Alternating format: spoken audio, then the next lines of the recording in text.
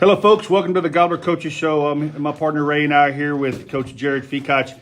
Coach, congratulations on capturing the district championship last week. Number 37. Number 37. By my rules. Talk about the game and what all transpired. You started out kind of slow. Yeah. But then y'all came out the second half, dominated it, and then I got to throw this in there. We started the lineman scoring streak again. Put one back in there. Yes. And then another thing is, man, your ground game. Just dominated the O-line. Just opened massive holes. Yeah. Talk about all that. Yeah, the defense came out. Really, the kids came out we had good energy. It was kind of a change a little bit having to move the game to Thursday. But I thought everything was good. Pregame was good. The kids knew kind of what was at stake. And defense came out, flew around, obviously kept us, kept them pretty much scoreless. They had one little trick play that kind of got us, but offensively, we left some plays out there in the first half. We had some things that were working, and just didn't execute it like it should have been executed. And so, we were sitting there in a tight ball game at 7-7, and I think that was a lot to do with what we were doing, not necessarily what anybody else was doing. And so, got in the locker room and just kind of talked to them about, hey, as soon as we start executing like we're capable and making some of the plays happen, we're going to take care of it. I didn't think they were going to score anymore with the way our defense was kind of flying around and getting after them. And so, and then, our O-line's done it quite a bit this year. They kind of took the game over and gave tons of space to our backs. And when our backs and our skill guys get open, in open field, they're tough to bring down. And so, it was kind of a tale of two halves. Defensively, I think that was great the entire game. And again, I'll say offensively, I think, again, there were some plays there in the first half that were there. We just missed. We turned that around in the second half and, kind of took over what needed to be done. You offensively spread the wealth running back wise. Yeah. We had 3 over 100, I think, right? 3 guys over 100 last game, with Mason almost getting there, I believe. And so we've got those, we've got a bunch of them. We've got 3 seniors for sure, and Tyson, Zyler, and Jeremiah. And Jeremiah's just kind of getting going a little bit. He's been he was injured earlier in the season, and he's kind of, I think he's close to being healthy is what it looks like, as I've seen. But he's, all 3 of those guys got a chance to take the ball, to the end zone from anywhere. But then you throw Kenny in there, which you saw he made a great run and kind of bowled over and pulled guys and drug guys, and whether the ball came out, I don't know. That's for the officials to say, but. Those running back guys are, we've got some good ones back there that can carry the ball. Yeah, Tyson had 140, Zyler 119, and Jeremiah 106. But here's my question for you: if you lined, I think Tyson. Well, I don't. Maybe not. Of those 3 40-yard dash, who's the fastest? I don't know. I probably Jeremiah. Okay, to me, visually watching, he looks like he may be a little faster straight line speed. I think so, probably so. But you got 3 there's 3 of them, and they all play. It's great because they all play defense, so we can spill them if we need to. If we get the rotation right. Where again, they're all electric with the ball in their hands and can do things. So. We look to use them. All 3 of them going forward, and we're starting to get them going in the right direction. And again, I'll say it again. It's a credit to your O-line, for taking nothing away from Kenneth Jackson, but for basically a 4th stringer. Yeah. 4th on the depth chart, come in and do what he did. It's got to be a credit to the O-line. There's no doubt. Those guys have taken pride. They get to work. What's great about those guys is obviously they go against our defense every day. And so when you're going against guys like Christian and Javari and Hakeem and those D-line guys that we have on our team, it only makes them better because we got a solid D-line. But man, Weghurst and Body and Guerrero – as seniors have really kind of led that O-line and have just gotten better every game as we've gone on, and they've pulled those 2 sophomores, who Cash has started every game as a sophomore at center for us. and that's huge. And then Carter and Bishop have kind of been rotating in there a little bit, and they've done a good job. And now Bauer, Jack's getting healthy again. So, we've added another one, and they're all solid offensive linemen, man. They do a great job. They're aggressive. They're physical. They finish anything you want in an O-line. Those guys get it done.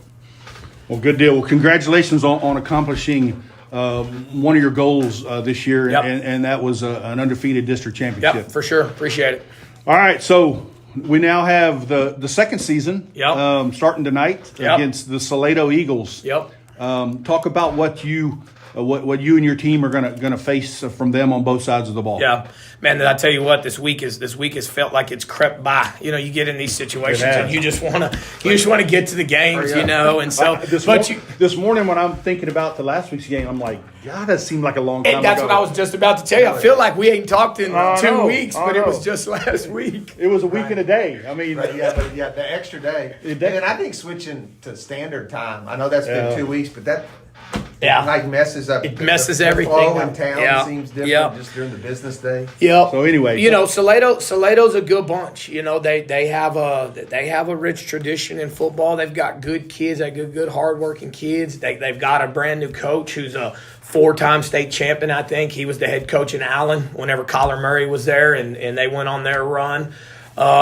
And so he's a Salado guy, so he went back there, and they've kind of changed offense. Salado for a long time was wing T, slot T type stuff. He's a spread guy, and so they sit back there and they spread it around. You're going to get in a lot of similar formations as we get in to an extent. They've got a big old quarterback. He's like 6'6". I think he's number 6, I believe, is his number. Law? I believe so. Does it say quarterback beside his name, right? Yep. And he's a move-in that's a big old tall lanky kid, can sling it. You got to get pressure on him. You got to try to move him off his spot, because if he can just sit back there, he's going to pick you apart. They want to throw the ball, I think as much as they can to an extent. Number 5 is their starting running back, and he's as shifty and good as a running back. They put him out. They get him out of the backfield a ton. So, those are guys that we're going to have to really hone in on and get after. We need to get some pressure on the quarterback. Just to get him off his spot and not let him sit back there and pick you apart. They're going to have all kinds of crossing concepts and things to kind of confuse you. But I think our defense is up to par, and they're going to be ready to go. Now we tell the kids, you're in the playoffs, fellas. It's winning, stay, and losing, we're done. And then offensively for us, they run a 3-4. They're very aggressive on defense. They've got some big old 4 techniques that'll get down hard inside and try to create problems and spill everything to their linebackers. So we're gonna have to be solid on the offensive side too. And so a lot of times in these games, special teams can set you apart in some areas, and so. We're going to have to be solid in our special teams too. It's you sit here and I know it's a 1-4 matchup, but I really don't see them as a 4 seed. I think we showed the kids their schedule 2 days ago. They played two top 10 teams in 3A Division I, which is obviously just the one before us. One in Malakoff, which a bunch of people have them to win the state championship, and they took them to double overtime earlier in the season. And then Hitchcock, who again is like top 10, they lost to them by 5. And so, they've got people that are dangerous, and so you gotta be on your game from here on out. Everyone's going to be an important one. And there was a 4 seed beat a 1 seed last night, and I didn't know. Like 5-5 team beat it. Was it? I saw a little. Can't remember who it was. Was it that Huntsville game? Was it a bigger school game? It was a bigger school. Okay. I think it was a 6A. 6A game. A 6A game. If not, it was 5A, but it was Dave Campbell's tweeted it out. 4 over 1. Number 1 seed falls. Yep. It happens. And what? Who else is in their district? So they play Waco Conley, they play Madisonville, they play Gatesville, they play Waco Robinson, and them. Right. Waco Conley won last night. They played last night, beat Giddings last night. I don't know if anybody else in their district played last night, but I know they did. So again, it's not an easy district. Gatesville plays good football. Conley plays really good football. Madisonville plays good football. They finished 4, but they were right in all those football games. And so we're going to have to get ready to go. We're going to have to play. Obviously, we probably don't have any history with them. Yeah, I can't. Texted Mike Foreman. He asked, and I said, I don't. I didn't go back and look in the 30s, 40s, and 50s Yeah. because I don't think that ever happened. I'm sure they weren't as big. I know the only time we played them in 2011 in the baseball playoffs. And for a while they my son were was a 3A freshman. for a long time too, I Right, believe, yeah. and now they're 4A 4A, Division yeah. 2. And how many times has we've been in Region 3? Right, true. So probably unless I don't it was a think- regular season game, Yeah, we no. probably weren't going to play I football. can't. much. Yeah. Yeah. Have we looked up how many years have we been in Region 3? Is this like our I second? think this is Does our anybody- first. I don't. Somebody ever told me they thought maybe it was one other time. No, Man, I don't remember it being I three. think that I don't know this. There was the year when Will Carbonera's father was the quarterback. We got beat the first playoff game by Sealy. Got you at the collegiate level, and his team was actually practicing, and he took time to come talk to our guys. That's tough because as a coach, when your team's practicing, you're like, I can't be anywhere other than that place. And so for him to do that, but Jason Gonzalez, Coach Gonzalez, who obviously played, I think, with Coach Arroyo on that '87 team, the state championship team there, but was obviously a very good baseball player too, and went and played college baseball. Just lucky to have him come talk. He talks to kids. These guys age every single day, in his career. But I told the guys he was a champion in the high school level. He played high level, collegiate baseball, was a champion at that level. And now obviously, he's a champion in life being a head baseball coach at a collegiate level. And so he talked about the standard and what Cuero football is about, and it's great winning district championships and all, but the standard, is that you go win the whole thing. And so, he talked about that, and that's good. It's great to have high standards. That's what you want. And he talked about, if you want to do that, it ain't about you anymore. It's about the team, and it's about what you're willing to do for the team and such. And so, very fortunate to have him come in. I know he took time to drive down, or drive up, I guess what I should say. And just fortunate to have a guy that has that much wisdom and that much, he's in the business that I'm in, and to an extent, and just the kids. He was able to keep the kids' attention the entire time, and had some great words. Yeah, he was a good one and just a good guy. Yeah, I mean, that's what everybody says. I mean, soft spoken, just great guy. So. Good deal. Well, Coach, what else is going on in Gobbler Athletics? Yeah, so we've got girls basketball rolling right now. I think they've got 3 games in. They're in a tournament currently right now in San Antonio. And then we've got junior high, both boys and girls basketball rolling. I think they've got their first games coming up a little bit, but pretty much everything right now. Volleyball finished up, and we've got football rolling, and so kind of transitioning into those second tiers, it's not tier, but second, part of the year sports, going into that, Christmas break type stuff. And so, a lot of kids still involved in everything. And so, it's exciting time right now in a lot of ways in Gobbler Athletics. Okay. Go ahead. I got a question. not just because out of curiosity. I know you gave us a new roster, so tell the folks out there what's your philosophy about the underclassmen.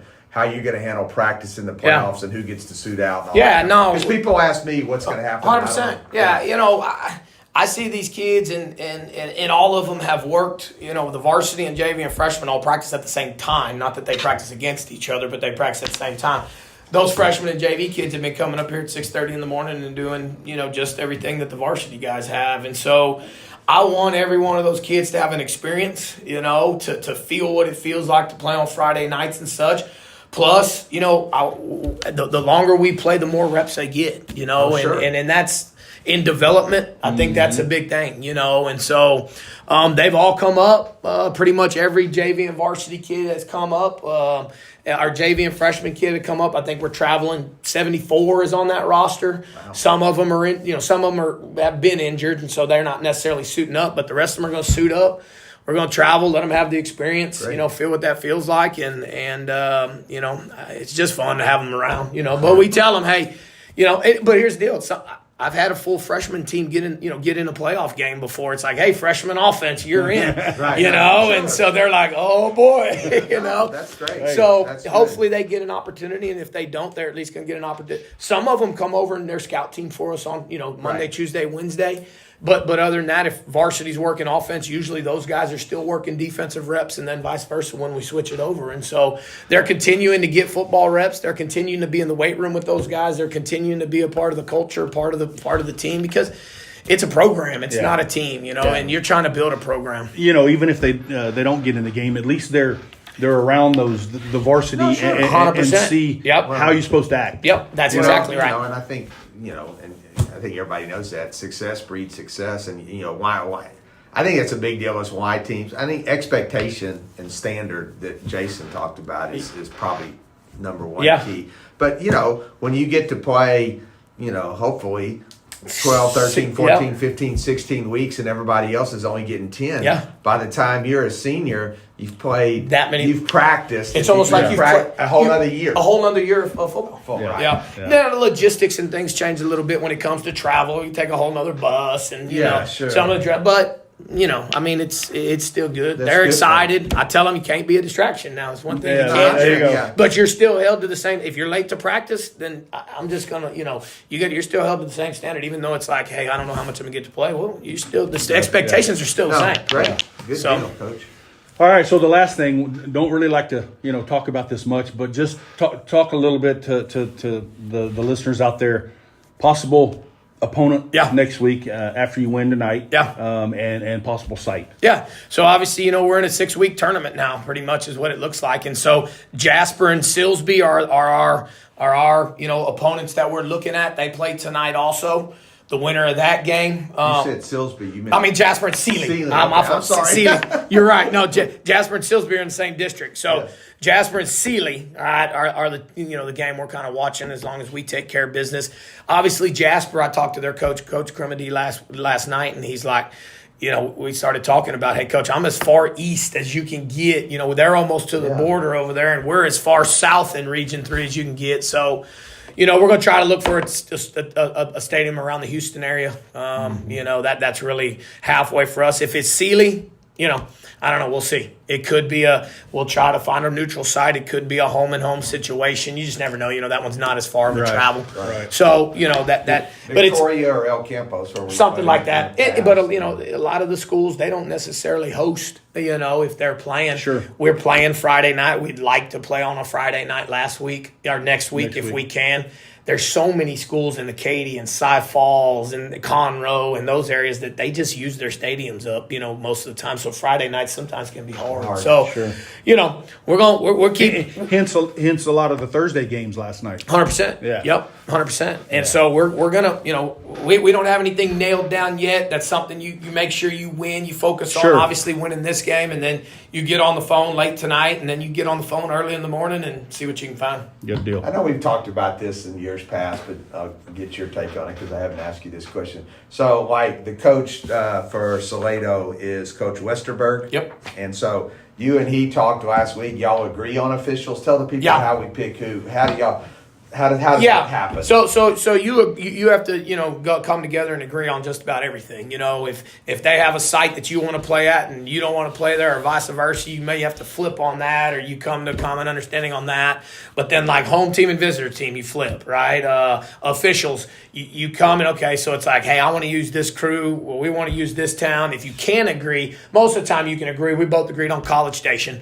We've both used, or we haven't used them, but we've had College Station this year. We had them when we were in Giddings and you Caldwell. Certainly be familiar with them from where you played a lot of. Yeah, a little bit that way. And then he told me he used them when they were on the road playing Hitchcock and somebody else. But if you can't agree on an official crew, then you go to the UIL and they pick, and they kind of pick, and you say, okay, here's who we kind of like, and then they just choose one for you. But most coaches are pretty easy. You can kind of come to an agreement with things, but you're not going to use your home officials. We use Austin, and they used, I think he told me, Garley, what did he tell me? That, they're in that Waco area, and you don't use those crews. But everything else is pretty much flipped upon, and you go from there. You get together and you say, hey, where can we find a stadium that's kind of halfway? And so you hope you can agree and find one, and you go from there. Good deal. All right, Ray, anything else? No. Looking forward to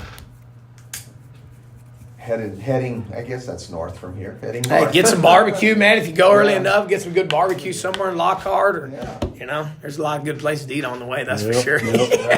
Good deal, Coach. Good luck tonight. All right, hey, I appreciate it. Go Mean Green.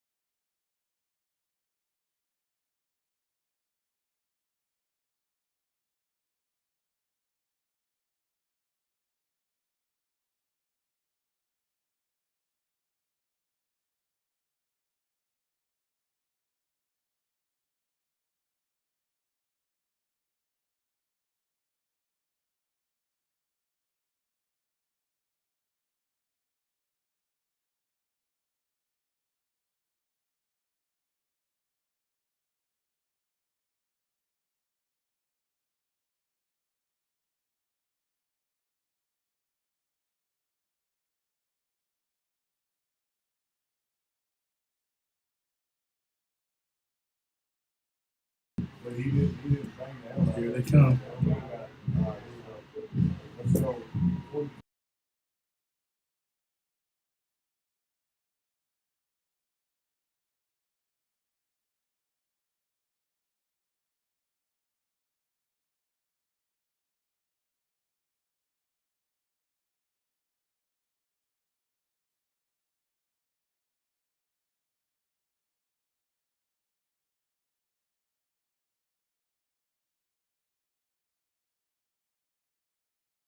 They've run one play and we're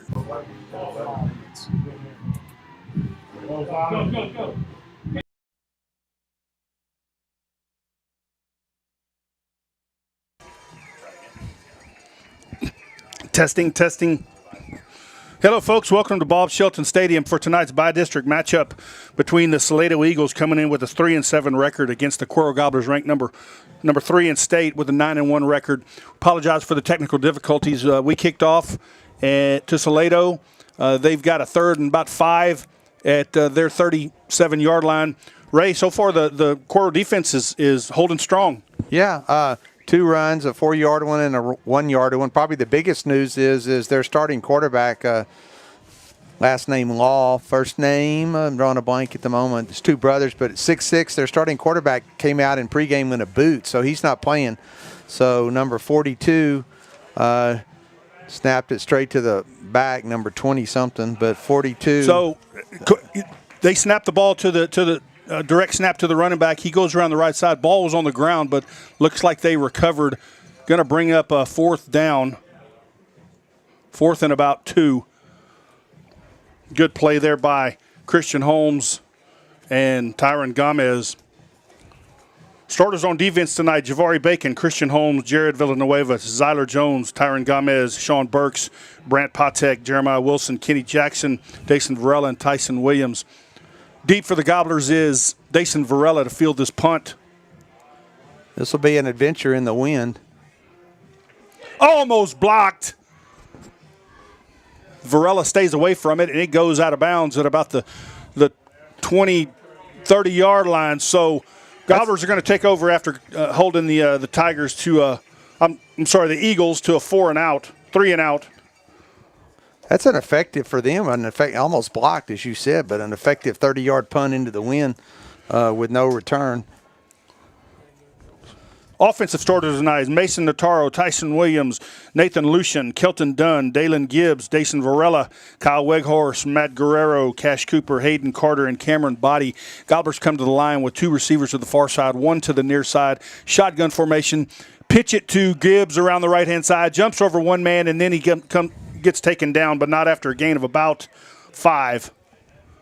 So good play there. Gobblers go up tempo. Same formation. Notaro and Williams in the backfield. The handoff is to Williams. He shifts and cuts and gets about 4. Going to bring up 3rd and about 1. All right, our game sponsor tonight is Alpha Life Nutrition. Our first quarter sponsor, John Eric Rodriguez. And our kickoff sponsor was Casey Harriman, Colwell Banker in the Zaplac Group.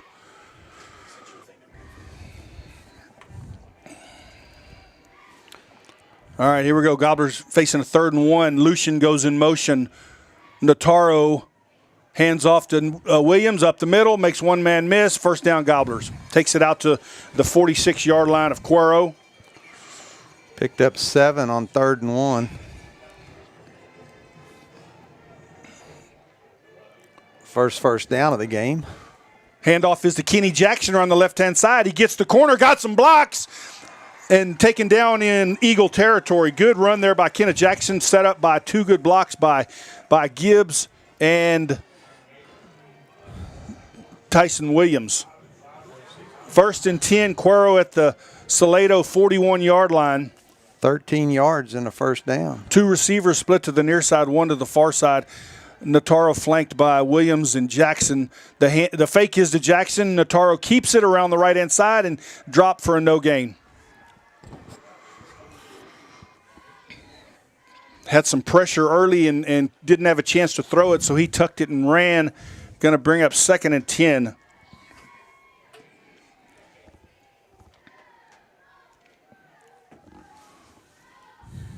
Lucian goes in motion. Notaro takes the snap. Play is blown dead.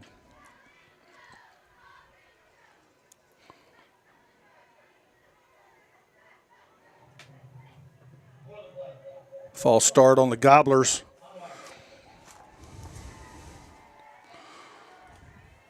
So now the Gobblers face a 2nd and 15 with the ball spotted at the Salado 46-yard line.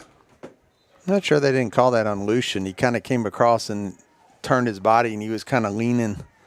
I'm not sure. I can't say that for sure, but he didn't look set. Handoff is to Tyson Williams around the right-hand side, and he gets bottled up in the backfield and is dropped for another loss. So going to be big loss for the Gobblers back to about the 50. They're going to put him at the 49. Coach Fikach is livid on that deal because the defensive end basically came up untouched. Yeah. So 3rd and 18, 19, Ray? Yep. Gobblers come to the line. 2 receivers. 18. 2 receivers to the far side, 1 to the near side. Notaro in a shotgun. Fakes the handoff to Tyson Williams. Throws down the middle of the field. Got a man. Overthrows Dason Gibbs for a long gain. So the Gobbler punt team will come out. Yeah, that's one of those things. It's almost as difficult to throw downwind when it's 20 miles an hour as it is to throw into the wind. All right, Brant Patek is your punter. Punting with the wind, like Ray said.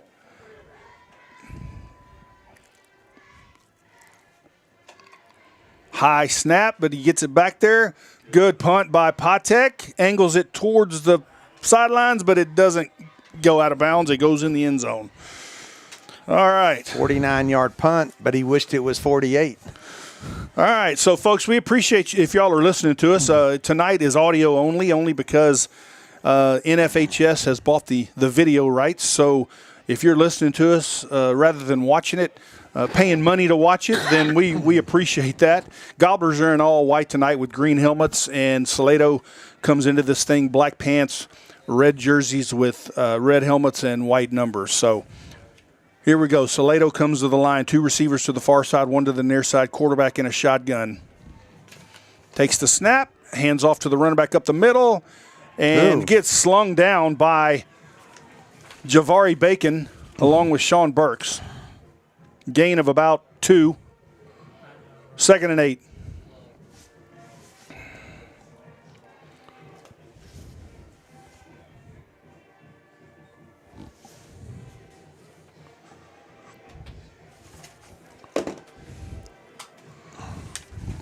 Cold front blew in today. Got football weather. It's in the 50s right now and could possibly drop lower. Handoff to the running back up the middle, and he's dropped by Javari Bacon again. Another short gain. Brings up 3rd down.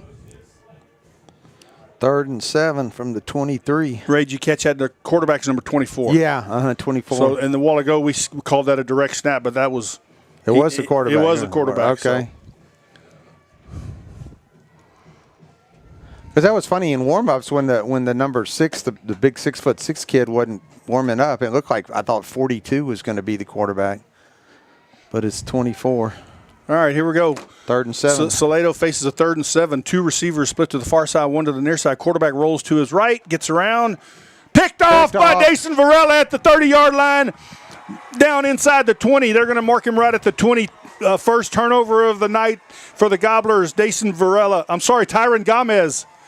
Flag on the play, too. Number 3, wasn't it? Yeah, Tyron Gomez. I called it wrong. I apologize.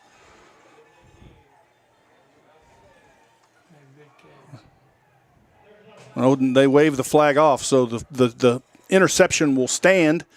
Gobblers have it at the Salado 20-yard line. 4:51 left to go in the first quarter. Gobblers looking to strike first. 2 receivers to the near side, 1 to the far side. Tyson lined up deep behind Mason. He gets the ball up the middle.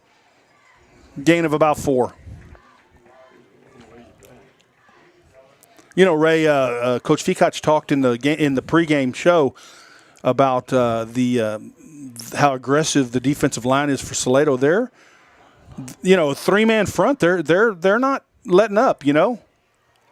Look at this. Hands off to Tyson up the middle, and he gets dropped for virtually no gain. Yeah, a couple of yards maybe.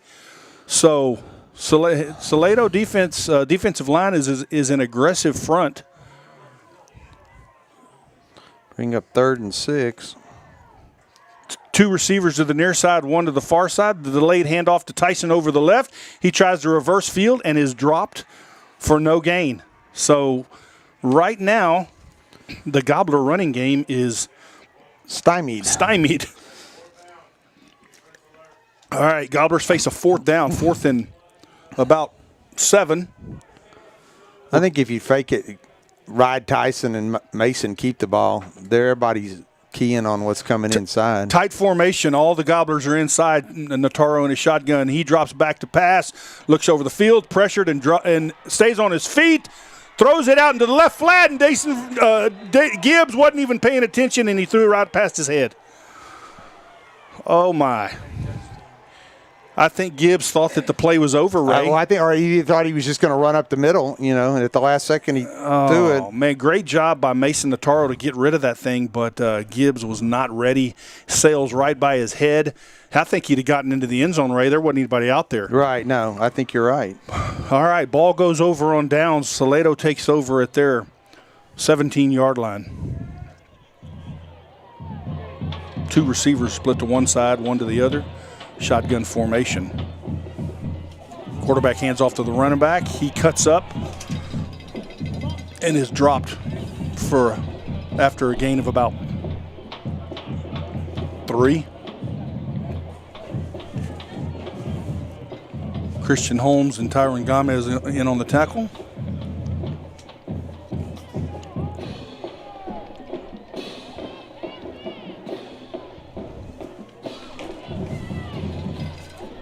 Two receivers to the near side, one to the far side for the Eagles. Quarterback fakes a handoff, tries to keep it himself around the right-hand side, and gets dropped for a loss by Christian Holmes. Good defense there by Holmes.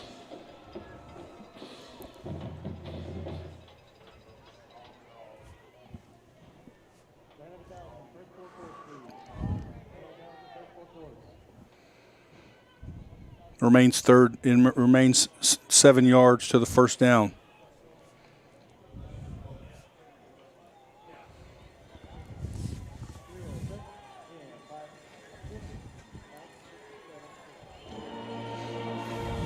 Two receivers to the far side, one to the near side for Salado. Quarterback in a shotgun. Burks acts like he's going to blitz. And they call timeout. So we'll take one too, folks. 2:01 left to go in the first quarter. The score is 0-0. We'll be back. Texas Farm Bureau Insurance is an insurance provider built by Texans for Texans and have been protecting families in our great state since 1952. Give Emily Montgomery a call at 361-275-6177. Pet Adoptions of Cuero is celebrating 10 years of pet rescues and shelter for the greater DeWitt County area. Come find your new forever furry friend at 407 U.S. Highway 183 South in Cuero. Open 7 days a week from 8 to noon, or adoption appointments available anytime. This small town nonprofit operates on donations and community support. Come adopt, foster, or volunteer at Cuero's volunteer-run shelter that makes a difference for hundreds of unwanted cats, dogs, puppies, and kittens. All right, folks, we're back. Salado facing a 3rd and 7. Two receivers far side, one to the near side, shotgun formation for the Eagles. Quarterback takes the snap, has all the time in the world. Now he breaks the pocket, runs up the middle, gets the first down, and more. Patek had him. Missed him, and he stutter-stepped Patek. Stutter-stepped him, you're right. So he picked up. He didn't stutter him. He stutter-stepped him. Yeah. Like you stuttered. Yeah. He picked up 10. Takes the ball out to the 30-yard line, 1st and 10, Salado. Is that their first down, Ray? It is. Oh, that's true. Was there a penalty for something, Clay? The refs are all over there. They're talking about it. They've already moved the chains.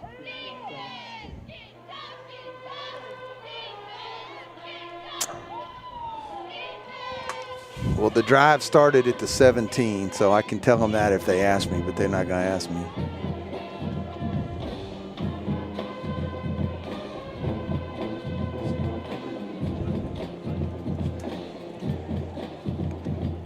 All right, well, we have some time. Again, our game sponsor is Alpha Life Nutrition. They're located at 115 North Esplanade, your homegrown local nutrition shop serving the most variety of loaded teas and meal replacement shakes in the DeWitt County region. Be Alpha. Thank you very much for your sponsorship. What was the call, Ray? Something on the defense. I couldn't. Holding on the defense? So. I don't know, but yeah. Well, they're going to bring it back. The ball was at the 20.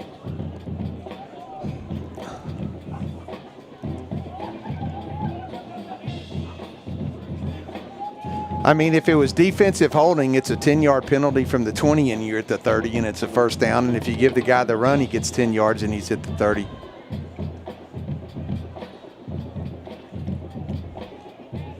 All right, so we're waiting while the referees try to determine where the ball should be spotted. They still haven't spotted it after an apparent Gobbler penalty. I mean, it was on a pass play, and I don't know whether we grabbed somebody who was trying to run a route. You know what I'm saying? And they called holding on a receiver. So, but he got the first down, and they declined it. Wouldn't it be right there where he was tackled? I mean, I think it's the same. I think it's what, 6 or 1/2 dozen or the other. Is that the same? It's still first down at the 30 because they had 3rd and 7 from the 20, so they needed to get to the 27. And he rushed for 10 yards, or it's a 10-yard penalty.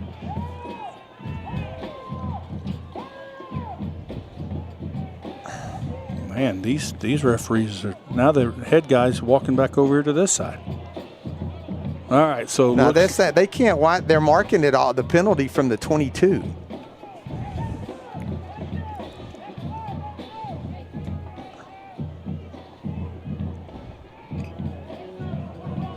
The ball was snapped at the 20-yard line, and they went back to the 22 and marked it off from the 22.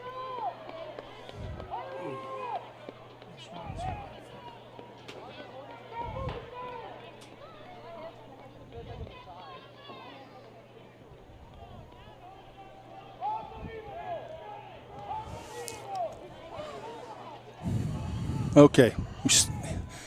We still haven't got the ball spotted on the ground yet. We don't know where the ball is going to be. The referee's still holding it. No, it wasn't. Okay, so they're saying the spot of the previous play was at the 22.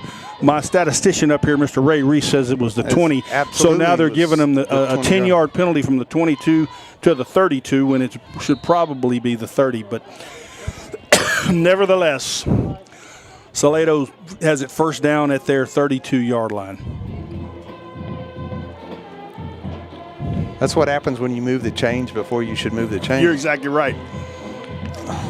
They come to the line with single receivers to either side. Quarterback in a shotgun keeps it himself over the right-hand side, tries to get around the corner.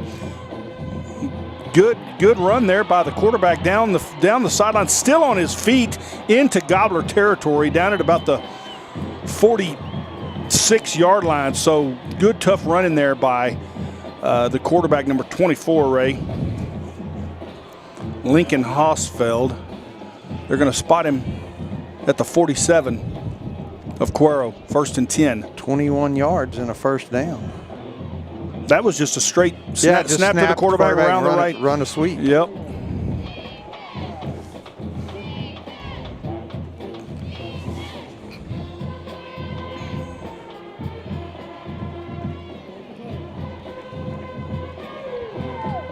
Again, single receiver split to either side. Quarterback takes the snap, hands off to the running back up the middle, met in the hole, dropped for about a yard gain. Javari Bacon, Sean Burks.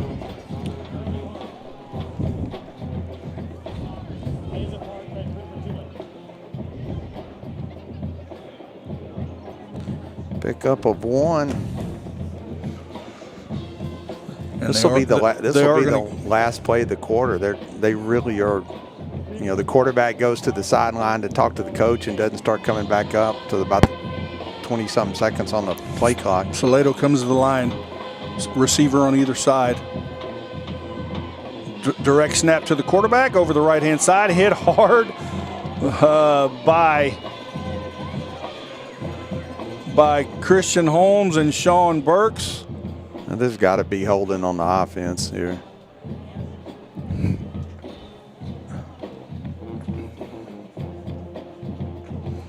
Well, obviously they were a spread team offense. Yeah, it's going to be holding on Salado. Push him back 10 yards. They're obviously not going to be, obviously the weather's not conducive to throwing, but when you lose your starting quarterback, we're going to see a lot of that snap it to the number 24, and he's going to just run the ball. So, all right, that takes the ball back to the Salado 43-yard line. I'm not trying to be critical, but the ball was at the Cuero 46. All right, and they marked off 11 yards on the penalty. Okay, that's the end of the second quarter, so we'll take a break and be back.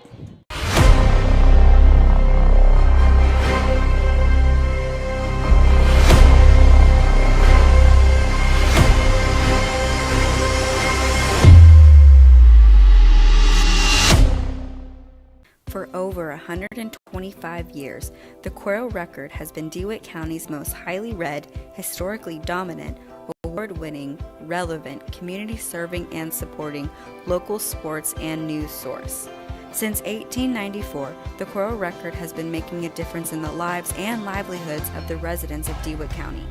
Call 361-275-3464 today to become a subscriber, or visit us online at dewittcountytoday.com for more details.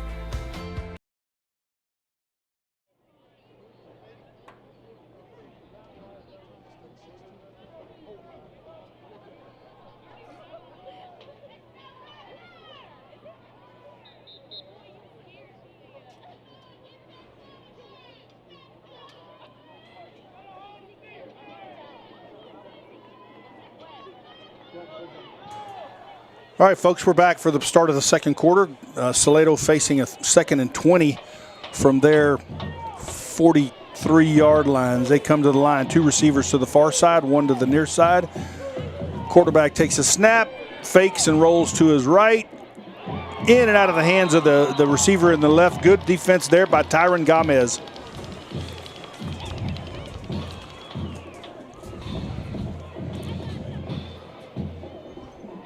Our second quarter sponsor is Spherion Staffing.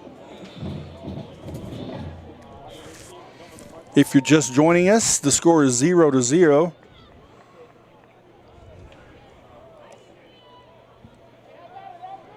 On a cold night in Buda, Texas. Cold and windy night.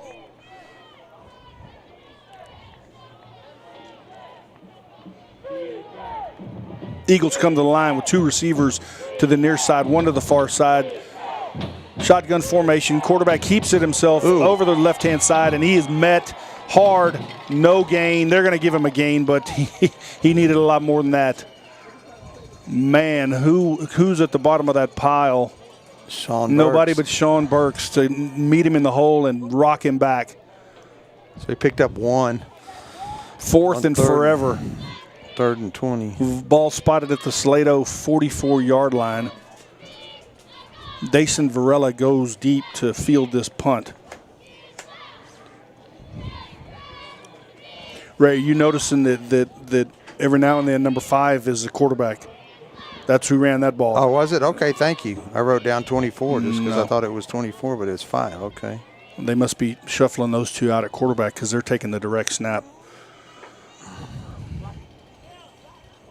Gets a wobbly low and off his right side of his foot, and he goes out of bounds at the 23-yard line. Yep, that's what it looks like. All right, so Cuero's going to take over at their 23, going into the wind. A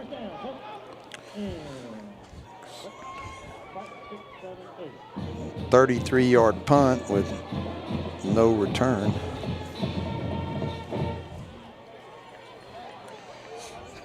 Cuero comes to the line. Single receivers split to either side. Sean Burks and Tyson Williams lined up in the backfield next to Nataro. The handoff is to Tyson up the middle. Good hole. He spins, gets close to the 30. And they're going to give him the 29. So good first down run by Tyson Williams. Gobblers go quickly. Same formation. Again, the handoff is to Tyson. Same play. And this time, big number 81 drops him. Well, they're going to give him no gain, but he ended up about 5 yards in the backfield. Big number 81, Garrett Combs, a junior defensive lineman. He's a big one out there.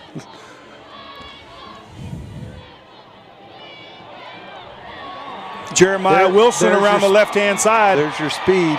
Going down the Gobbler sidelines, following the handoff by Nataro, and he gets dropped deep in Eagle territory.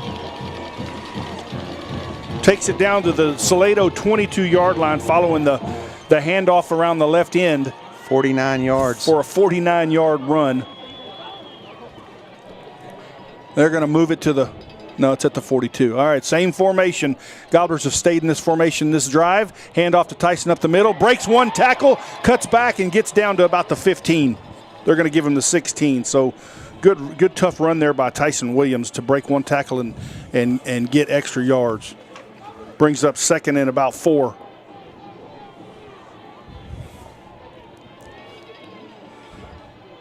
Again, single receivers split to either side. Notaro flanked by Wilson and Williams.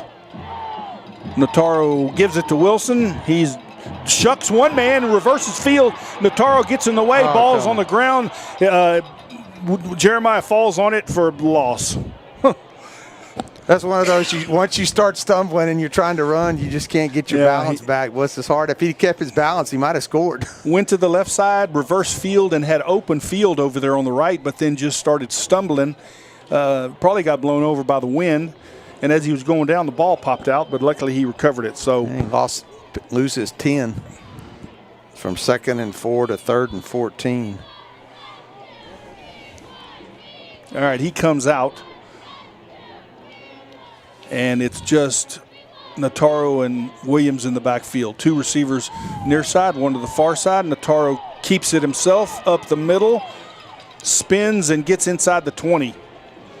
So Gobblers face another 4th and kind of long. 4th and 7. Offense stays out on the field.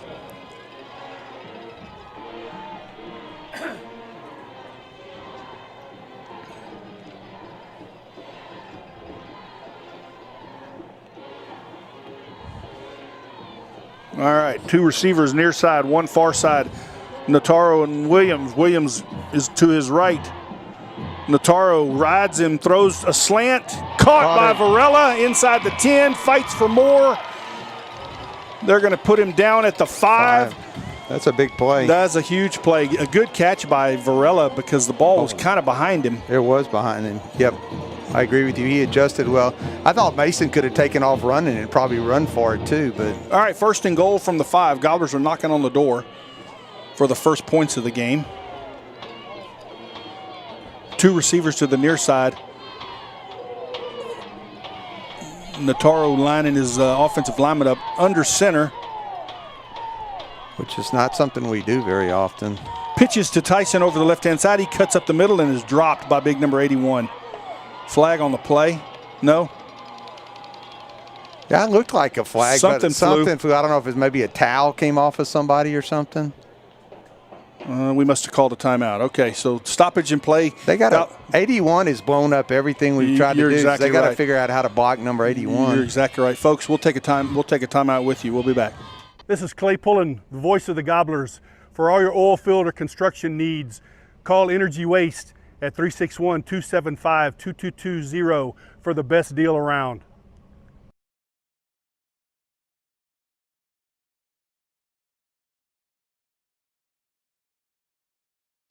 The Green Cow Creamery offers small batch homemade ice cream with unique flavors. Come check out our life-size Green Cow and tag us to be featured on our page. Stop by and visit us 7 days a week from 12 to 9 p.m. Stop by after Cuero Gobbler football home games this season for the after party. The Green Cow Creamery is a proud sponsor of the Cuero All Sports Booster Club. Give us a like on Facebook. All right, folks, we're back. Gobblers come to the line after following the timeout. Notaro under center. Pitches to Tyson around the right-hand side and loses yards. Wow. They just line up everywhere. Now a flag comes in. Yeah. That's probably against us, huh, Ray? I don't know, but the guy in the back corner of the end zone threw the flag. Man, downwind 20 yards. The defensive line is blowing. No, they're blowing it up. They're just stunting through the gaps. I mean, that guy came. Yeah, it's so. Tyson is dropped for about a 2 or 3 yard loss. Maybe.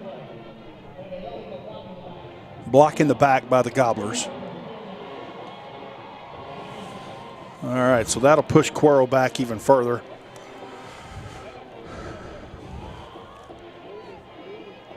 Gentry Griner comes out of the game.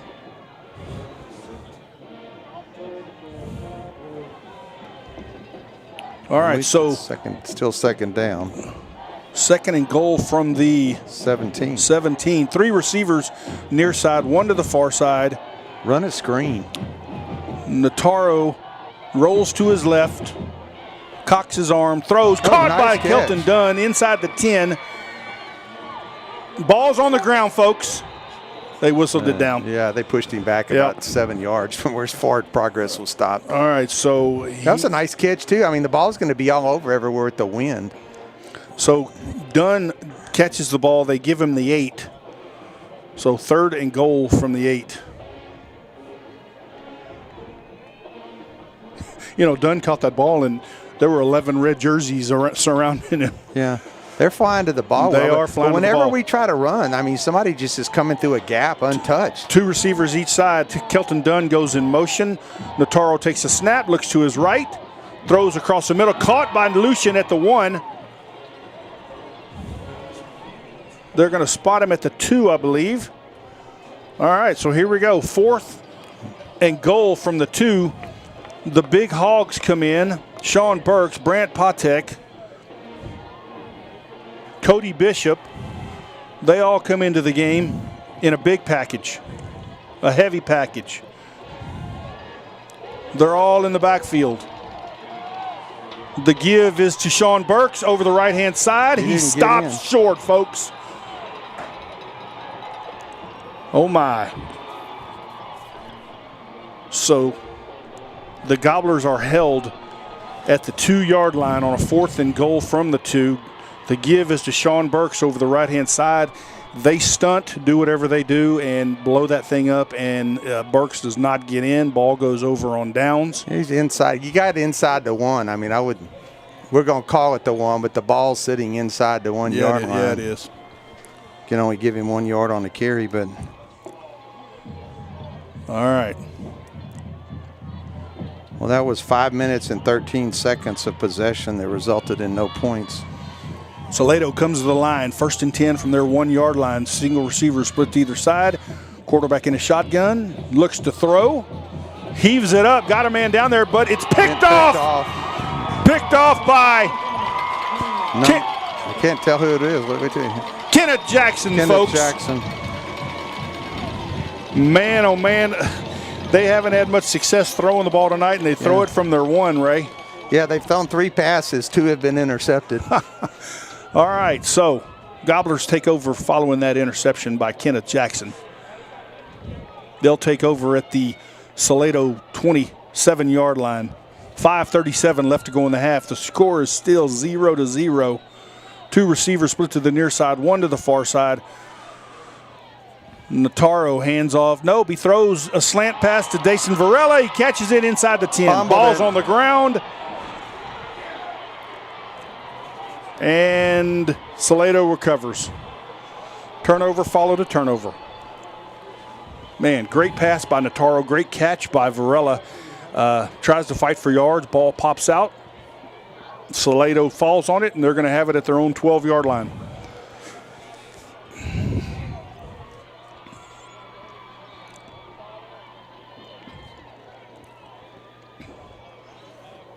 Eagles come straight to the line.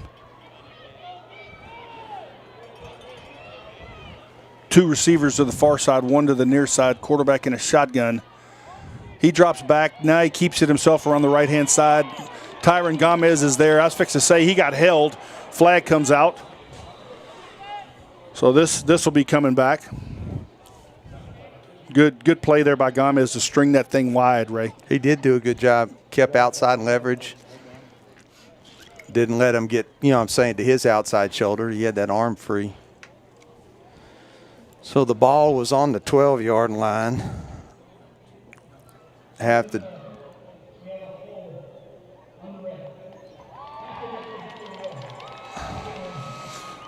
All right, so it pushes it back to the 6. Brings up first and 16. Yeah. Well, we had a 7-second possession and a 5-second possession on the back-to-back turnovers.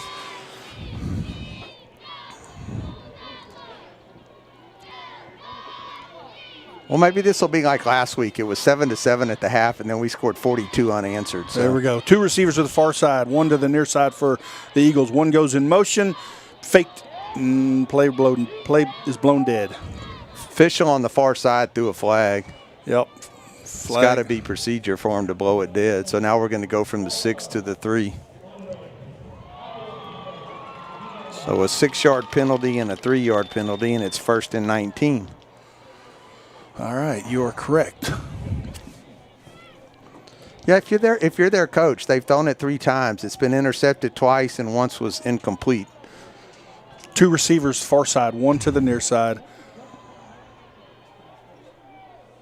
Takes the snap, hands off up the middle. Good run. Drug down by Burks, but not after a gain of about 9.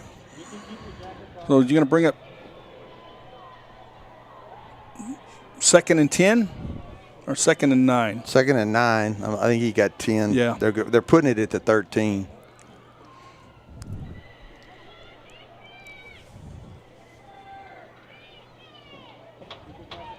Was that number 5? Yes. Sorry. Yep, Thank number you. 5. Salado's not. Yeah, they're not in any hurry. They are absolutely milking the clock for every second they can, which is not a bad strategy right. if you're them. 2 receivers to the far side, 1 to the near side. Play clock goes under 10. Quarterback takes a snap, hands off again, up the middle. Burks is there, but not after a big, tough run there by the running back. He gets the first down, I believe, from my angle. He's going to be close. No, they're waving it. They're giving it to him. So 9-yard run there.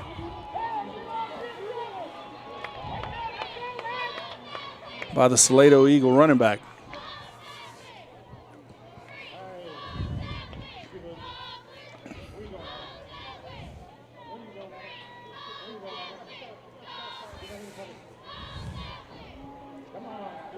Eagles come to the line with 2 receivers split to the near side, 1 to the far side. Quarterback hands off again, and he's dropped for a loss by Javari Bacon along with Tyron Gomez. They're going to give him no gain. They've been more successful kind of running between the guards than they have trying to run to the outside. Yeah, you're right. The speed catches up to them too easily. So just no gain. We're going 2nd and 10.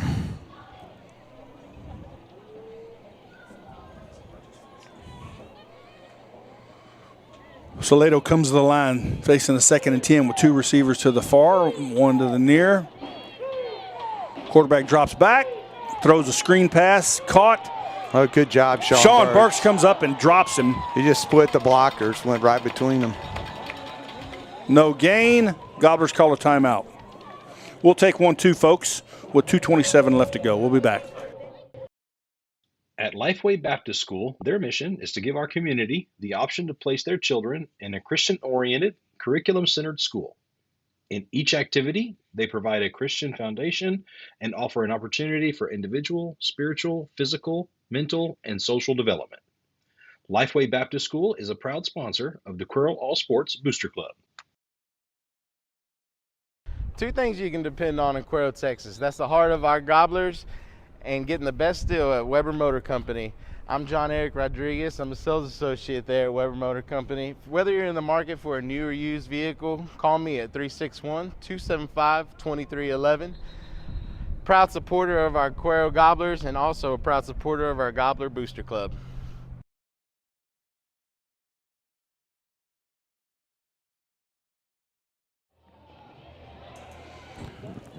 All right, folks, we're back. 2:27 left to go in the half. The score remains 0-0. Salado facing a 3rd and 10 from their 23-yard line. 2 receivers to the far side, 1 to the near side. Quarterback in his shotgun. Flags on the play. Got to be motion.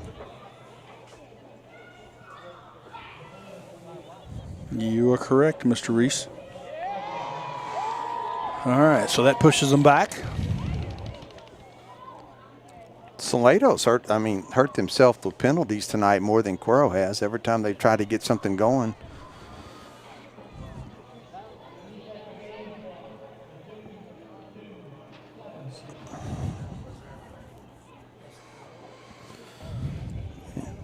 Yeah, it's a big play here because if they make a first down here, they probably run out the half.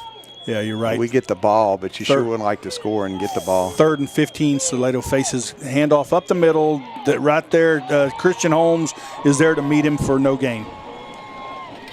Gobblers call a timeout, looking to get the ball back to put some points on the board right before half. We'll stay here. Ray? What are you seeing there on the? Well, not a lot of anything. We can't get anything going consistently in the run game. We finally started throwing it the last 2 times, but every time we get something going, we got hurt by the 10-yard penalty when we were at the 7-yard line, and then we had turnover. But I'm not sure. I don't watch enough of what's going on with the defensive line, trying to keep the numbers that I keep. But we have not. 81 has been in the backfield the whole night. Yeah. Salado's number 81. I guess I could give 81 a name for y'all. I already did. Oh, you did? You can do it again. They're the only people I've ever seen with the 2-page roster. Yeah, Garrett Combs, C-O-M-B-E-S. B-S, I'm sorry, C-O-M-B-S. Okay, 4th down. Gobblers come back out of the timeout. Tyson Williams and Dason Varela are both deep for the Gobblers, looking to try to get a return on here. Get this thing down there where the Gobblers can put some back.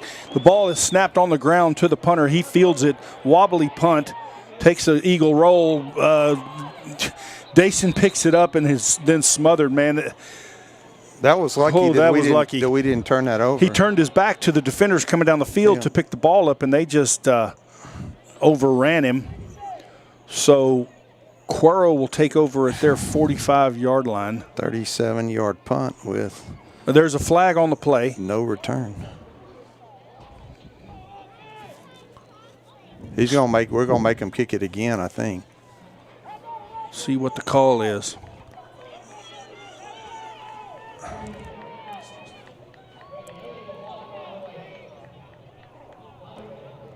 Okay, block below the waist. We're going to take the penalty, and we are going to have it 1st and 10 from the Salado 45-yard line with 2:04 left to go in the half. Score tied 0-0. No, it's not a typo, folks, on your screen. 2 receivers near side, 1 to the far side. Nataro and Williams in the backfield. Gibbs goes in motion, fakes to Gibbs, throws a screen to Tyson Williams, incomplete. That's not a bad job by Mason. I'm not so sure he didn't intentionally throw that away because the guy was right. You feel what I'm saying? Yeah. He was right on top of Tyson.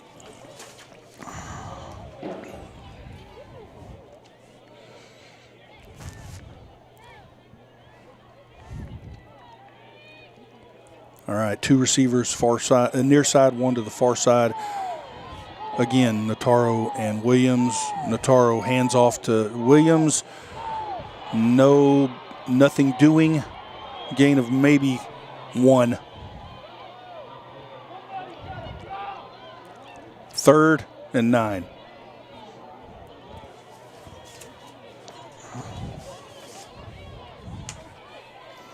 I think if you'd try running the quarterback, fake, ride that up underneath. I'm not going to call it a zone read, but they're all keying so much and coming downhill. Handoff to, I'm sorry.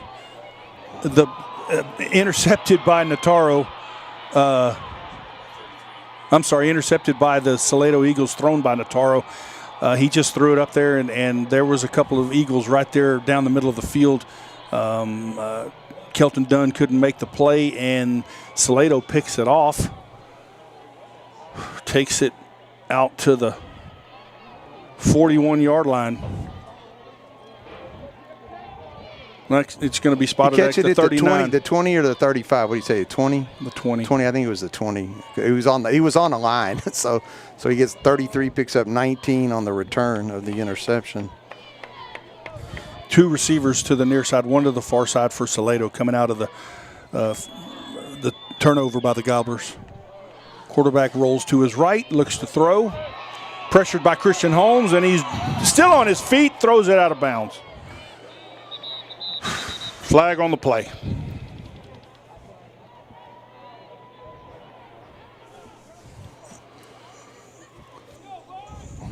Referees will sort this out. Yeah, you somewhat wonder whether or not, I mean, I know it's not raining, it's cold, I don't know if it's the playoffs or what, but both teams, I mean, there's a penalty on every other play, a turnover on every fourth play. It's just totally discombobulated. If there is a word such as that, I think there is.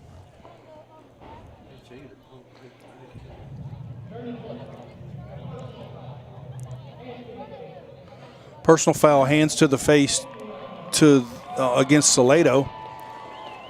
So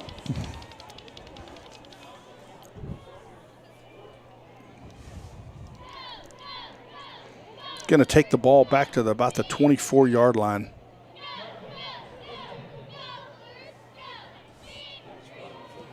So 1st and 25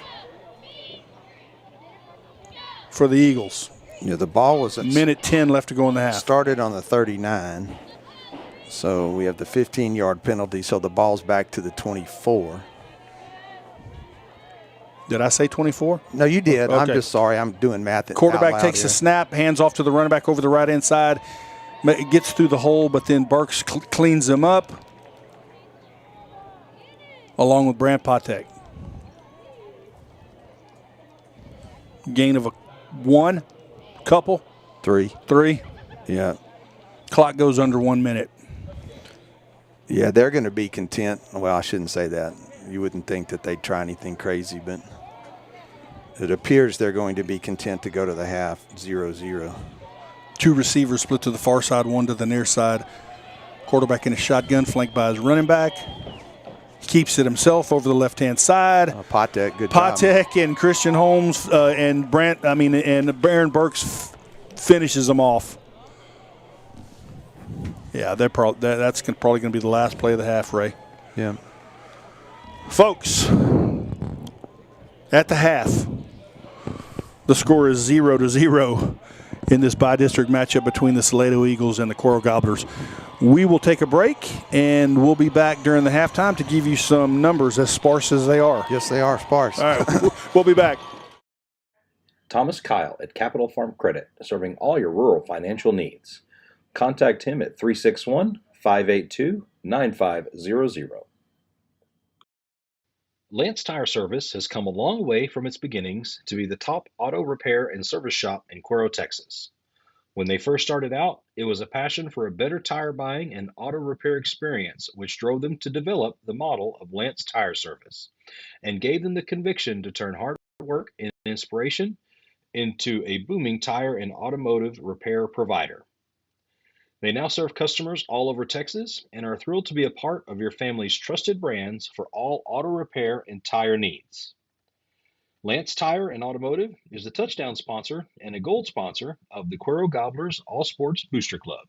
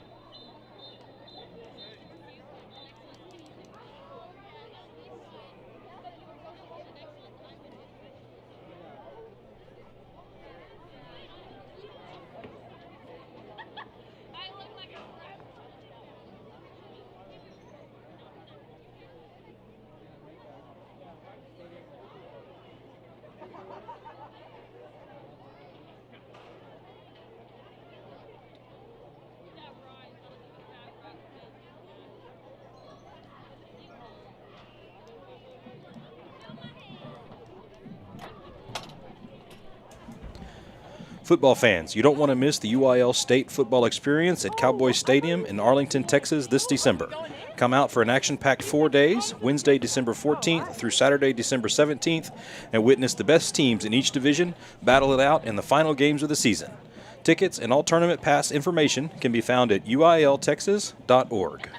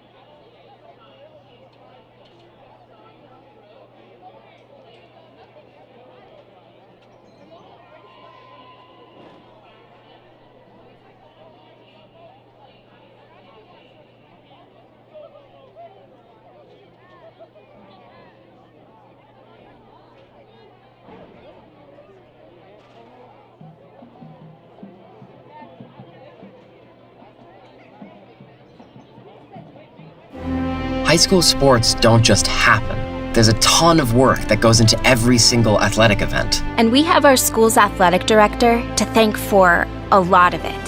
Thank you. For scheduling officials, so I can always play the game I love. For ordering quality athletic equipment, so I can stay safe on the field.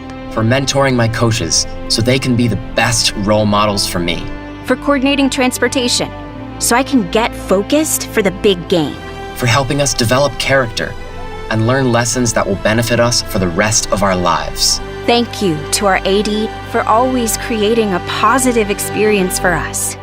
We'll never forget it. From all of us at the NIAAA, thank you to every athletic administrator in Texas for all you do to enrich the lives of your students. It does not go unnoticed. This message presented by the NIAAA, the National Interscholastic Athletic Administrators Association.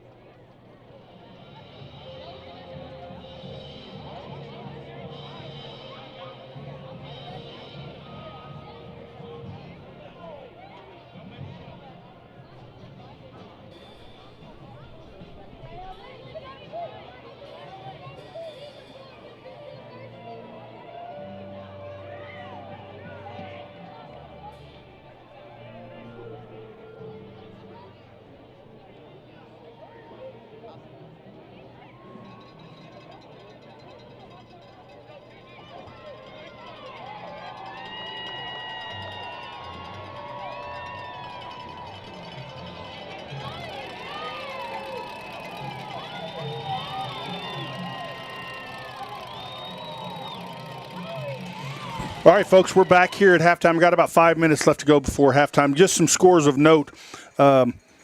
Madisonville Mustangs have beaten LaGrange 41-21. Waco Conley has beaten Giddings 45-18. An important game for us. Jasper's up 7-0 on Sealy at halftime. And Smithville is beating Gatesville 24-0. Wow. At halftime. So games of note are the teams in our district plus who we're possibly going to play next week. So, Ray, what do you got, man? I know not a lot. The scoreboard isn't lit up, so not a lot. Not a lot. I mean, that may be the easiest adding job in my head that we've had in years. But first downs, Cuero 4, Salado 3. Cuero 17 rushes for 83 yards. Salado 16 carries for 59 yards. Cuero had 47 yards passing. Salado 0. So total yardage, Cuero 130. Salado 59. Cuero was 5 of 9 with 1 interception. Salado was 1 of 4 with 2 interceptions. Salado punted 3 times. Cuero only once. We lost a fumble, so both teams have had 2 turnovers. Cuero 3 penalties for 27 yards. Salado 6 for 50. Of course, neither team has scored. Both teams are averaging 5 yards on first down, but yet we're 2 of 7 on third down, 1 of 3 on fourth down. They're 1 for 5 on fourth down, but not a stat I usually look at, but it seemed like we've played in their end of the field the whole half. We had 26 offensive snaps in the first half, which is a low number. Salado's milking the clocks. We had 26 plays and they had 20, so there was only 46 plays in the first half. But of our 26 offensive snaps, 20 of them were in Salado's territory. So we snapped the ball 20 times across midfield and had nothing. 0 points. 0 points. And, you can look at it on the drives. We got down to we had 1st and 10 at the Salado 20. And on the second possession after the interception, did not score. The next time we had the ball, we started at our 23 and drove it all the way to their 1-yard line. So that was a nice 77-yard drive, but got on 4th and goal from the 2. Burks made 1.5. Then after the turnover, we had it at their 26-yard line, and we immediately turned it back over. And then after the punt and the blocking below the waist on the punt against them, we started at their 45, and in 3 plays it was intercepted. So, we get the ball to start the second half. But I don't think in terms of what we normally do at halftime, we're kind of in between seasons right now. I know the girls' basketball team has played a couple of games, and they're in a tournament this weekend in San Antonio, but I don't have any info on how they're doing. They played Navarro Tuesday night and got beat by Navarro, and this weekend they're at a tournament in San Antonio, so not sure what their results are, but we wish them the best of luck. Ray, this game is the Gobblers, in my opinion, have been a second-half team this year. Yeah. They've come out and lit the scoreboard up in the second half. So let's hope that they can do that again tonight. The score is 0-0 against the Salado Eagles. Well, like I said earlier in the broadcast, last week it was 7-7 at half, and we scored 35 points in the third quarter. And it was 42-7 at the end of 3, and we scored 1 in the fourth to make it 49-7. So I'm not predicting that that's going to happen, but we would gladly take it if it did. All right, so both teams are out on the field. Gobblers have run out through their run-through sign, and we're fixing to get this second half underway. The other interesting thing, I'll do this real quick, Clay, while we're waiting to kick off. If I shuffle my papers here. I don't know. I commented to you. I didn't go back and count it, but let's see. Rushing plays, no gain, -3, -1, -10, -2. It's very unlike us on rushing plays to have 5 negative yardage rushing plays in a half. We probably don't average 1 or 2 a game. Very we're averaging 5 yards on first down, but then you have 2nd and 5 and you lose 3, and suddenly it's third. You know what I'm saying? 3rd and 8. Yeah, no, very uncharacteristic of this Cuero offense. and that's so far. And let's give Salado's defense some credit. They're definitely playing a style of defense that, from listening to the Cuero coaches, is difficult to adapt to and difficult to block because the different guys stunting every time, and you're not really sure who's coming from where. But I would think this kid, if he kicks it, he ought to kick it. We might take a step or two back. He was kicking 43-yard field goals before the game this direction with the wind. All right, he's fixing to kick this thing off. Deep for the Gobblers is Gibbs and Wilson, and it goes over Gibbs' head out of the back of the end zone. So yep, Gobblers will take over at their 25. Third quarter sponsor, Countryside Electric. Also, your game sponsor is Alpha Life Nutrition. And that kickoff that we just had was sponsored by Casey Harriman. So here we go. Second half, fixing to be underway. 2 receivers to the near side, 1 to the far side. Notaro keeps it himself up the middle. Gain of about 5. They're going to give him 4. It'll be interesting to see how we adjust. Sure.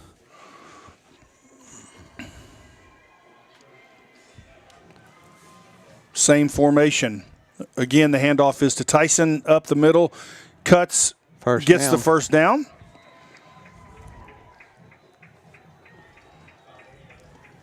So 2 plays, first down Gobblers. Ball spotted at the 36-yard line. That's a good sign, Ray. Yes. If we can just maintain that. 2 receivers to the far side, 1 to the near side. Notaro keeps it himself up the middle. Another nice gain. Tough run in there by Notaro. Gets close to the first down marker. Going to be just short. Going to be about a half a yard short. I think maybe they just went back to basics, huh, Ray? Yeah. Just power football, You block the guy in front of you, and we're going to run straight ahead. And that's what they did again. Tyson Williams straight ahead. First down Gobblers into Eagles territory. Heck, Ray, we may not see a pass this second half. All right, 1st and 10, Cuero at the Salado 47-yard line. It's been the Notaro-Williams show the second half. Again, Williams gets it, stutter steps, tries to cut, gets a couple.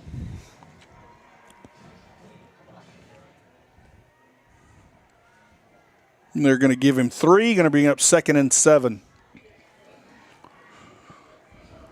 Gobblers no huddle, go straight to the line, call the play, run it again. Flag on the play. So every other play has been the other player. Right, yeah. Notaro Williams.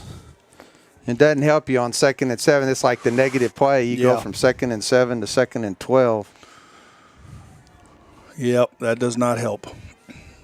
Penalty is against the Gobblers. So 2nd and 12, ball spotted just Salado side of the 50. 2 receivers to the near side, 1 to the far side. Notaro and Williams. Notaro keeps it all the way up the middle. Gets down to about the 45.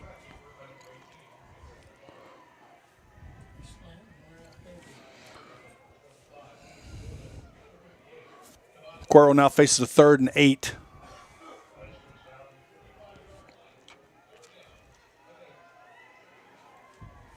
Same formation.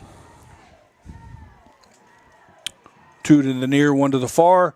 Handoff is to Tyson over the right-hand side, and he's dropped short of the first down marker. Not going to get but about 2. All right, so 4th and 6. Punt team comes on. I like this call because, I mean, they haven't shown the ability to do anything offensively. 59 yards on 20 plays. And have they had any plays in our territory? Yes, they crossed midfield when the quarterback had those 2 back-to-back 10-yard runs. Yep. Going toward the scoreboard. Into the wind. Pate gets a head-high kick, but it takes a Cuero roll inside the 10. The Salado Eagle falls on it at about the 8. So Salado will take over inside the 10 for their first possession of the second half.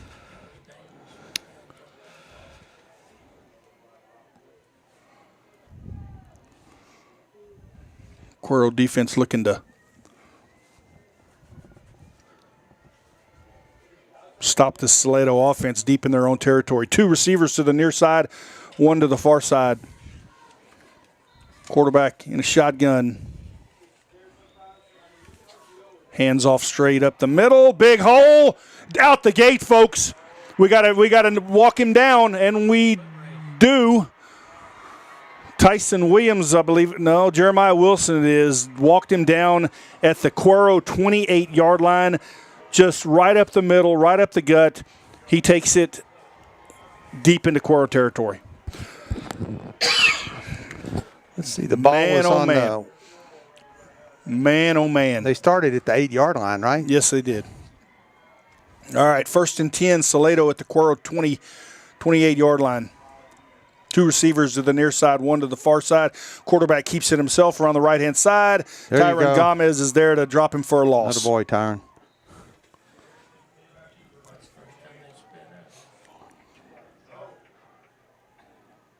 That was a 64-yard run. Took me a minute on change of possession to get caught up to what's going on. Loss of 1 on the play brings up 2nd and 11 for the Eagles. Score is tied 0-0 with 8:12 left to go in the third quarter. They're definitely in field goal range where they are right now, the way that kid was kicking the ball. Well, maybe not. He was making 43, which would mean you'd have to get to about the 26. 2 receivers to the far side, 1 to the near side. Quarterback is in a shotgun with his running back lined up next to him. Keeps it himself over the left-hand side. Javari Bacon hangs on for dear life and brings him down. But not after a gain of about, 4? Yep. 3rd and 7. Ball spotted at the Cuero 25-yard line.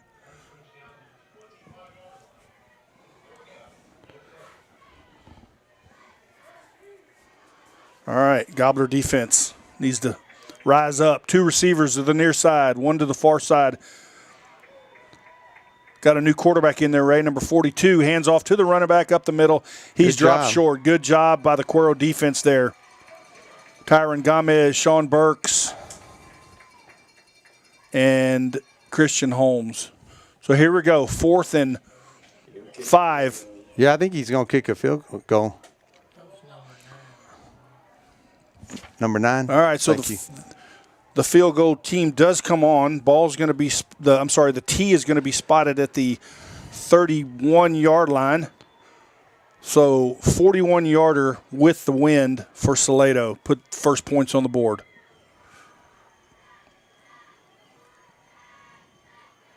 Don't jump off sides. Good snap. Nope. And it didn't make it, folks. Short. All right, so the Gobbler defense holds. Following the big run by the Eagles to get it down there in Gobbler territory.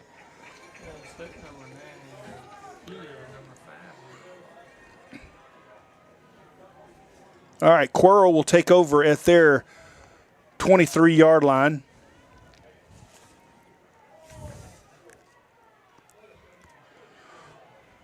Single receivers split to either side. Zyler Jones in the backfield with Nataro and Wilson. The handoff is to Wilson. He tries to bounce it. Same play. He got the yardage on the last time. Gets around the corner and is shoved out of bounds, but not after a Gobbler first down.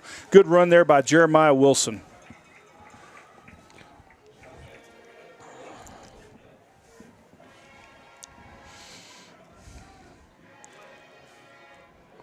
Single receivers split to either side. Same formation, Jones and Wilson. Again, the handoff is to Wilson, and he's makes a miss in the backfield and gets some positive yards. Boy, that was almost bad, Ray. Yeah. Had him bottled up about 2 yards deep. Then he broke that tackle and got 2 yards. So 2nd and 8. Yeah, that's that deal where you have the good run, and then the next place, the way they stunt, they're 2 yards in the backfield, almost hitting him as soon as he gets a handoff. Yep.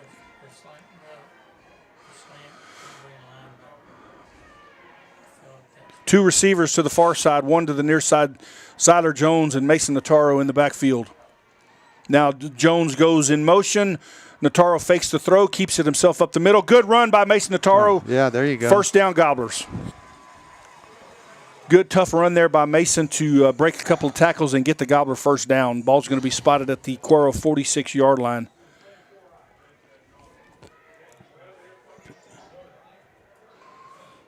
Brant Patek goes in the game to replace Nathan Lucian, who came out holding his shoulder.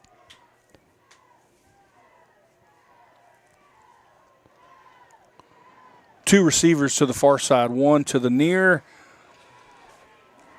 Jones and Notaro. Jones gets the handoff. He follows Weghorst around the right-hand side, nothing doing. Gain of 1. Boy, I'm really impressed with this Salado defense, Ray, for them to be 3-7. Yeah. All right, 2nd and 9.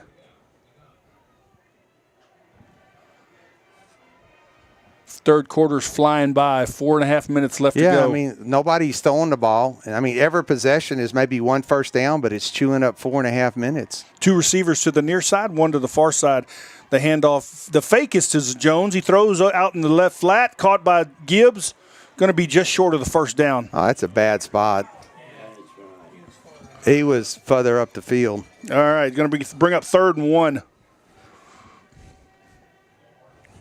Gibbs caught it, right? Yep. Jones and Notaro in the backfield. Notaro under center, quarterback sneak, first down, Gobblers. I like the simplicity there. Sometimes you overdo it on 3rd and 1. All right, Lucian comes back in after getting his arm taped up. Patek goes out. Two backs in the backfield, Jones and Wilson. Single receivers to either side.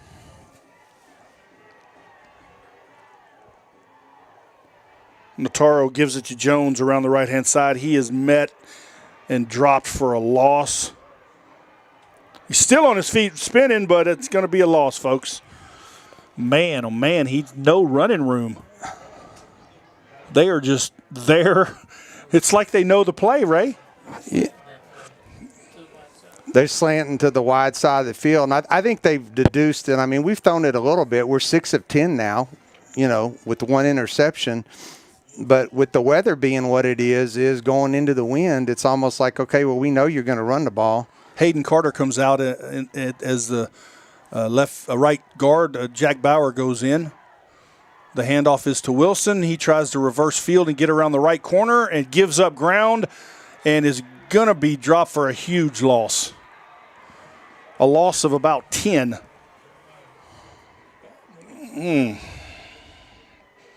So like you said, Ray, you brought it up, the positive yards, and then you give up negative yards. We're now facing a 3rd and about 22. Ball spotted at the Cuero 45-yard line. We lost 9 on first down and 3 on first down and 9 on second down, which leaves you with 3rd and 22. Two receivers to the near side, one to the far side, Jones and Notaro in the backfield. The handoff, the fake is to Jones. Notaro keeps it, gets to the 50, 4th down.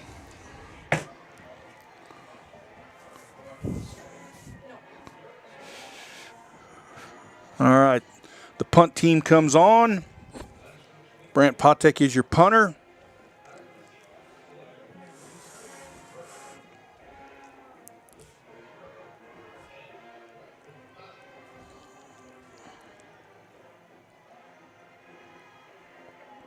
Good snap. Another low punt. Fielded at the 26-yard line. Still on his feet. Then he gets dropped at about the 30. Connor Kubish brings him down. All right. Minute 26 left to go in the 3rd quarter. Salado takes over. Score is 0-0. Yeah, our possession that time, you're talking about how fast it's going by. 4 minutes and 59 seconds is just the clock straight running other than the 1 first down, 2 first downs. But, you use up 5 minutes of clock. And nothing to show for it. 2 receivers split to the near side, 1 to the far side. Quarterback keeps it himself. Gain of about, 6, 7. Javari Bacon, along with Christian Holmes, Tyron Gomez, they were all in there to stop him. They're going to give him a gain of 5. 2nd and 5. Ball spotted at the 35-yard line.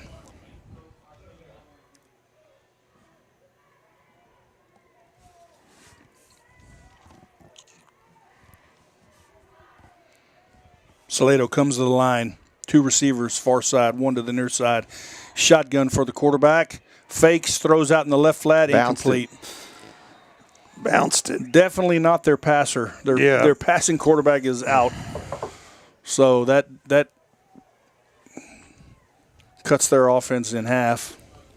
Big play right here. Big play. You wouldn't think if they don't get it that they would go for it from here. 3rd and 5.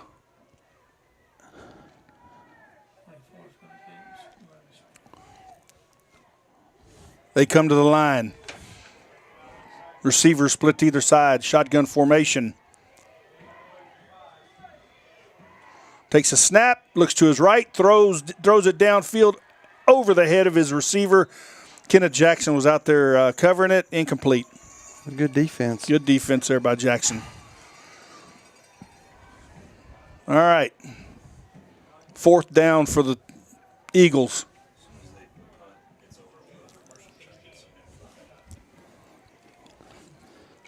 Jason Varela deep for the Gobblers.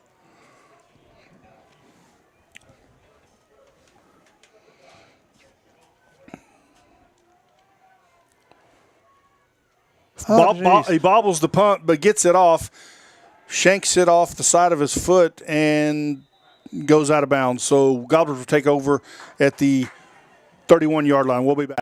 In the market to buy or sell a home? Give Selena Condi with Hayden Outdoors a call at 972-971-4626 for all your real estate needs. Selena is a trusted local real estate agent specializing in homes, ranches, and acreage in the Cuero and surrounding areas. Selena Condi is the defensive player of the game sponsor, and we appreciate her sponsorship. All right, folks, we're back. 29 seconds left to go in the 3rd quarter. Gobblers take over at their 31-yard line. Nataro hands off to Tyson Williams up the middle, cuts, gets out past the 40, close to the 50, at the 50. That's where they're going to spot him. Good first down run by Tyson Williams. Picked up 19. That's more of what we have been known to see from the Cuero Gobbler offense. 1st and 10, Cuero from the 50. Gobblers are going to try to get off one more play. Snap it. No, they jump, free play, throws it downfield to Kelton Dunn. He tries to high point it. I think he came down with it, Ray. He did. Kelton Dunn comes down with the pass that was just thrown up because of the penalty. So from the midfield to the, what they going to spot it, 29? 29 or 30. Let's see where they're going to put it. Yeah, 29, I believe, Ray. Yeah. All right, first down, Cuero at the Salado 29-yard line. 4.7 seconds left to go in the 3rd quarter. Yeah, they'll wave the clock here, and we won't get the playoff. Yep, you are correct. So at the end of 3, folks, it's 0-0. We'll be back. In the market to buy. Rich Carbonara here with RNC Insurance. Very much looking forward to the Gobbler season. Please come see us, check on your homeowner, auto, all your insurance needs. Been here for many, many years.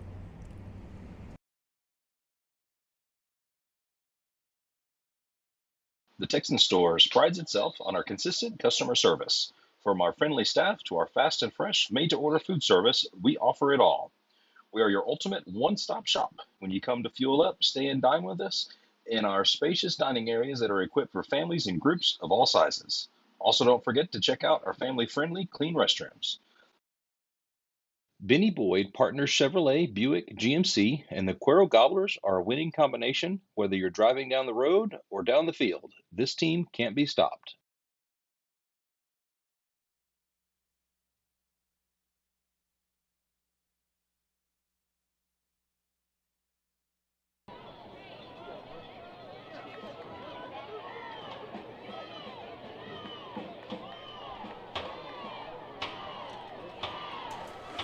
All right, folks, we're back.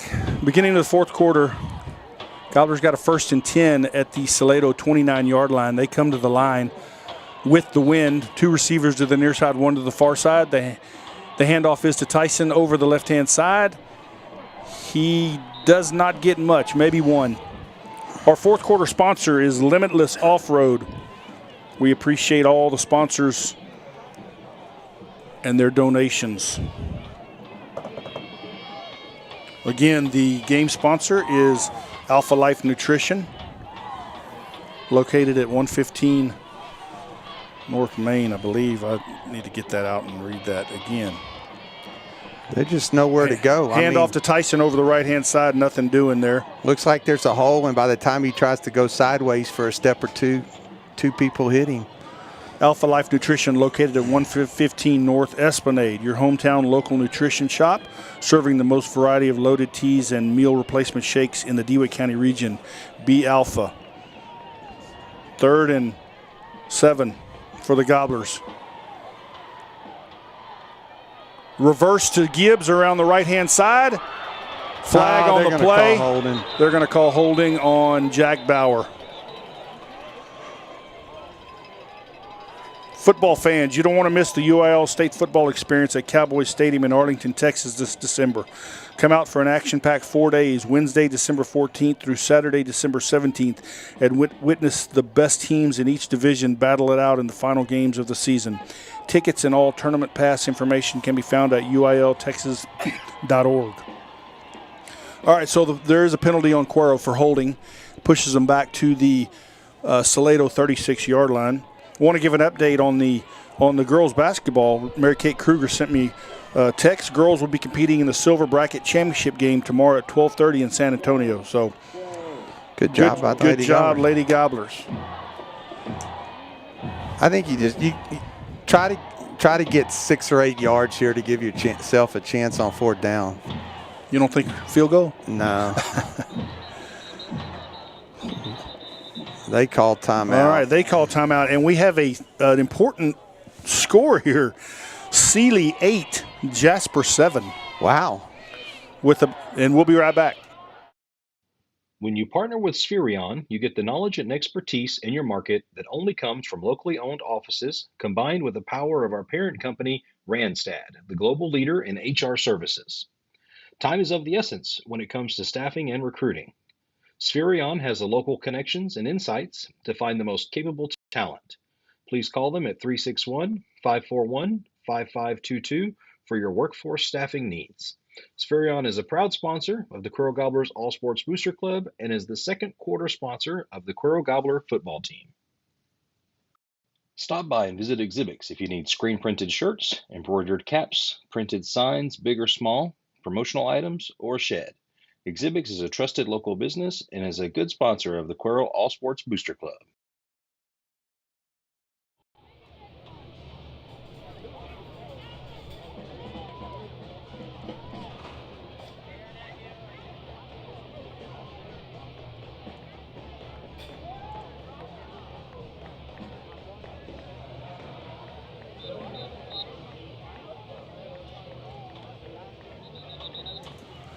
All right, folks, we're back following the timeout by who was it, Ray, that called the timeout? Salado called timeout. Okay. That may be important later on. You're right. You're exactly right. Okay, 2 receivers to the far side, 1 to the near side. Tyson Williams lined up in the backfield with Notaro. Notaro keeps it himself over the right-hand side. Good gain down inside the 30, but that's going to bring up a 4th and about 10. So here we go. Another important down in the fourth quarter of a 0-0 ball game.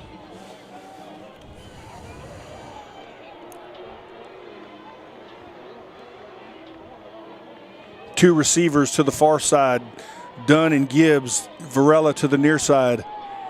Williams and Notaro in the backfield. Notaro takes the snap, looks to throw. He caught by Dason Varela. They're calling him out of bounds. Calling him out of bounds. Incomplete. Man, oh man.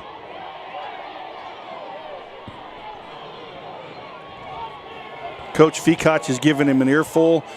So ball goes over on downs on a play that was called incomplete.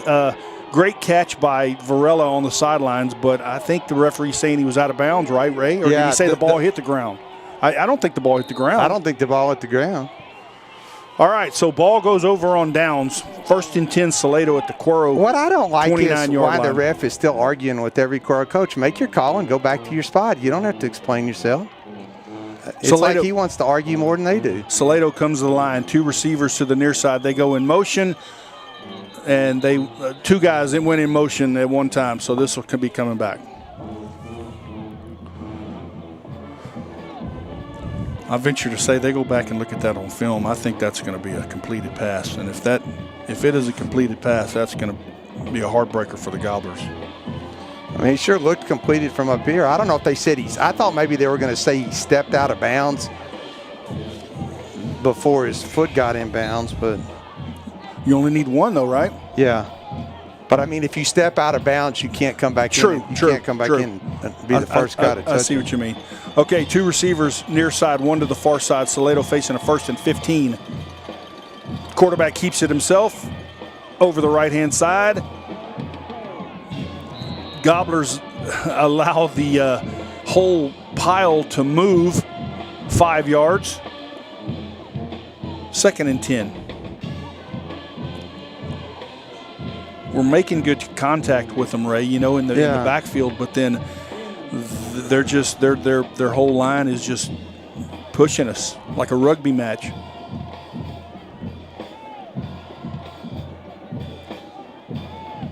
Eagles come to the line, 2 receivers to the near side, 1 to the far side. Quarterback hands off to the running back, up the middle, shifty running. Gets out to about the 39-yard line. Going to bring up 3rd and about 5.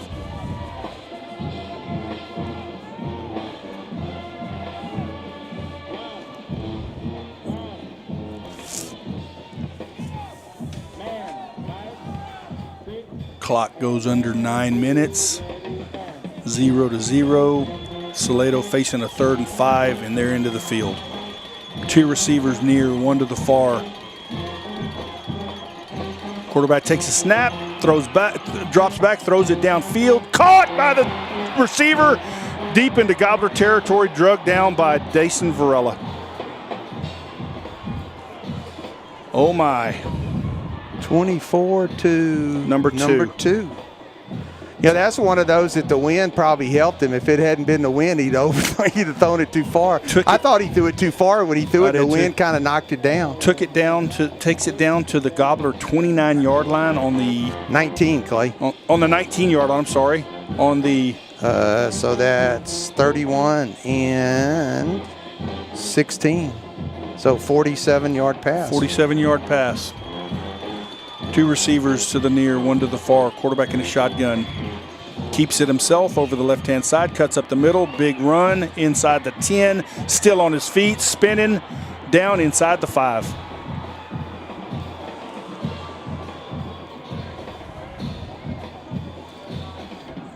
Man.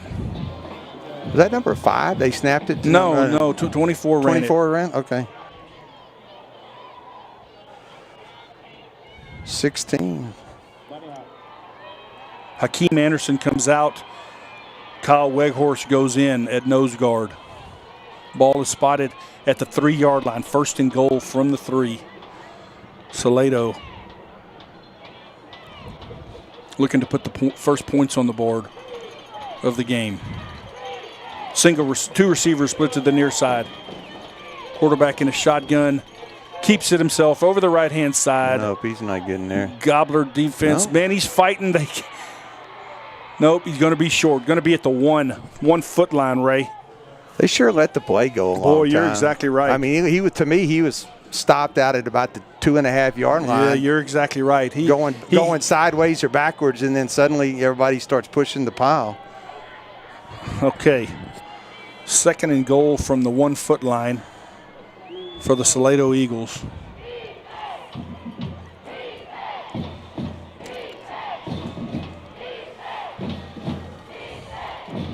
you got to think it's going to be a quarterback keeper. Yeah, again. I mean, not going to try to hand it off. Maybe they try to hand it off to number 5. Here we go. Single receiver split to either side. Double tight. Hand off to 5 up the middle. No signal yet. Nope, he put his hand up. He didn't no get signal in. yet. Short again.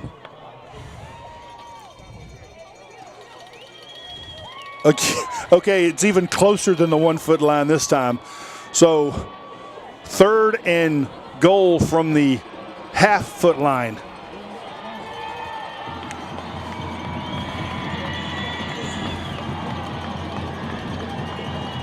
Worst thing is Salato's in no hurry. The clock is just running. Yeah, Salato's in no hurry. Under 6 minutes. You're right.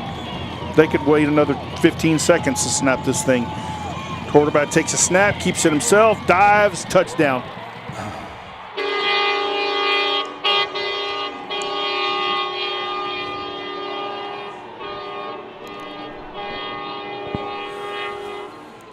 Touchdown Salado with 5:50 left to go in the game. They come out to kick the extra point.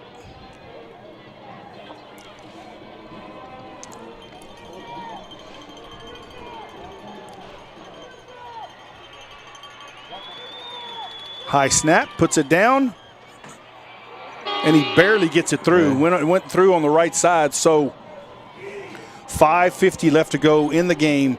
Salado leads 7-0. We'll be back. At MH Lesky Oil Company, we provide bulk fuel customers with both bobtail and transport fuel needs. We also offer bulk fuel tanks to handle storage needs. In addition, we have convenience stores at 2 locations in Cuero and Yorktown. MH Lesky Oil is family owned and has been topping off tanks since 1947. MH Lesky Oil is a proud sponsor of the Cuero All Sports Booster Club. Inspire Boutique owners Melinda John and Courtney Toller offer tanning, boutique items, and massage. In the near future, they will have a recovery room with massage chairs, red light therapy, and compression therapy. Business hours are 9 to 7 and Saturday 9 to 4. Give them a call at 361-210-0381. Inspire Boutique is a proud sponsor of the Cuero Gobblers All Sports Booster Club. All right, folks, we're back. Gobblers set to take this kickoff by Salado after the 1 foot line plunge by the quarterback. Dalen Gibbs, Jeremiah Wilson deep. Lined up at about their 15-yard line, 14-yard line.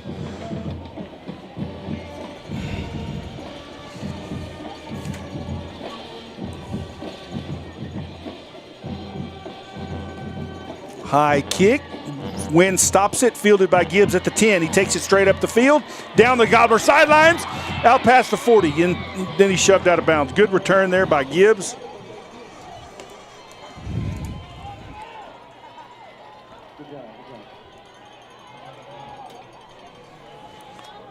Going to spot him at the 43-yard line.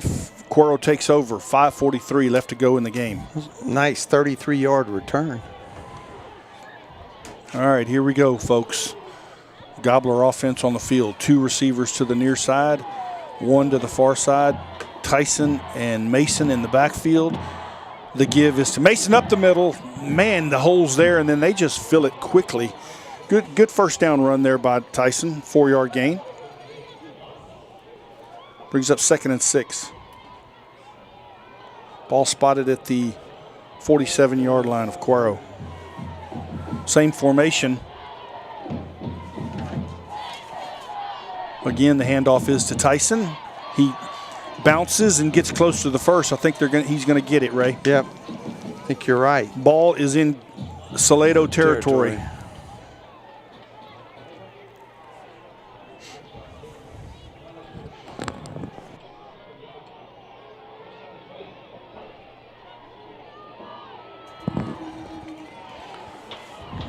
First and 10, Cuero. Nataro hands off again to Tyson. Follows his blockers around the left end, inside the 20, cut down inside the 15. Good run there by Tyson Williams. Good block out there by Kelton Dunn, and another lead blocker to spring that. That's a real good job by their safety, number 3, out in the open field all by himself to come up and go low, you know what I'm saying, body block into his legs and cut him down, but a good run by Tyson, as you said. All right, 1st and 10 at the 13-yard line. Again, the handoff is to Tyson around the left-hand side. He stays on his feet, gets to about the 10. All right.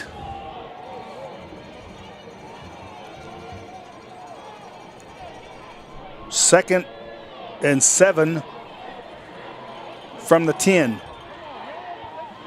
4:15 left to go in the game. Cuero trailing 7-0. 2 receivers to the far side. 1 to the near side. We jumped. And we jumped. That's left tackle jumped. Yeah, we were trying to change a play. You can't wait that late. The lineman can't sit there for forever. That's tough.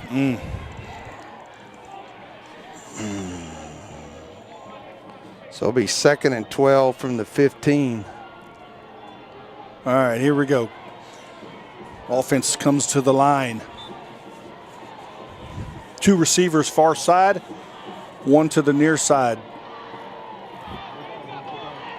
Tyson and Mason in the backfield. Faked him. Tyson kept by Mason, gets down to the 10. They're going to spot him at the 11.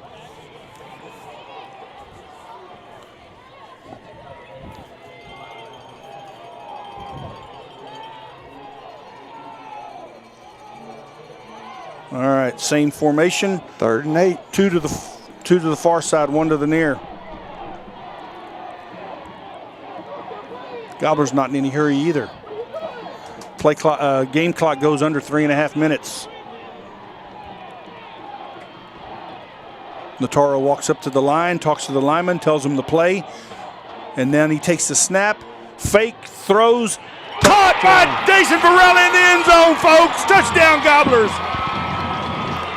What is the deal? The 3 officials never signaled touchdown. Everybody's looking at the guy over here on the line. I mean, you're the back judge. You're standing right under the goalpost. I signaled it, Ray. Okay, good. All right, here we go. I just thought it's like, what is everybody watching? All right, here we go. I've never seen an official. It happened right in front of him. Will Carbonera comes in for the all-important extra point. Good snap, good hold, and he drives a low one through, folks. Woo, that was a little low for me, Ray. All right, folks, 3:10 left to go in the game. That brings the score to Salado 7, Cuero 7. We'll be back. Courtney Toller is a licensed massage therapist who was voted the best massage therapist in DeWitt County. Located inside Inspire Boutique at 106 North Gonzales, Suite B. Make an appointment at 361-243-2423. Courtney Toller is a proud sponsor of the Cuero Gobblers All Sports Booster Club. Countryside Electric is fully dedicated to client satisfaction. In all that they do, they strive to work meticulously and with integrity in order to provide high-quality results in all projects. Please get in touch with them today. They would love to speak with you about any of your project needs. Give Country Electric a call at 361-210-8795. Countryside Electric is a proud sponsor of the Cuero Gobblers All Sports Booster Club.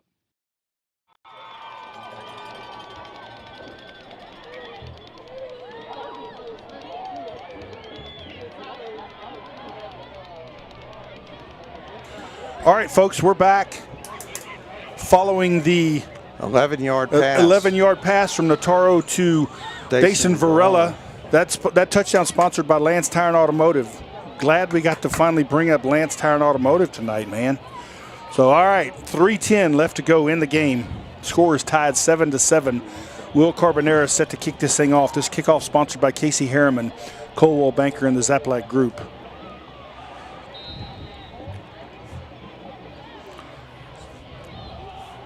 Carbonera ought to be able to kick this thing deep with this wind, huh? Oh, he didn't. He got under it. They fielded at the 35-yard line and get dropped at the 36. So fairly good field position for the Eagles to start this drive. Thought it would be a little deeper, don't you, Ray? I did too. Think that's a miss hit, or you think that's intentional? I think it was a miss hit. Okay. I can't disagree with you. Okay, Salado takes over at their 36 with 3:06 left to go in the game. Gobbler defense looking to rise up, shut them down, get the ball back to the offense, go home victorious. 2 receivers to the near side, 1 to the far side, in tight. Quarterback in a shotgun, hands off to the running back around the right-hand side. Gets out past the 40 to about the 42. Good run there on first down for the Eagles. Brought down by Burks, Patek. 2nd and 4.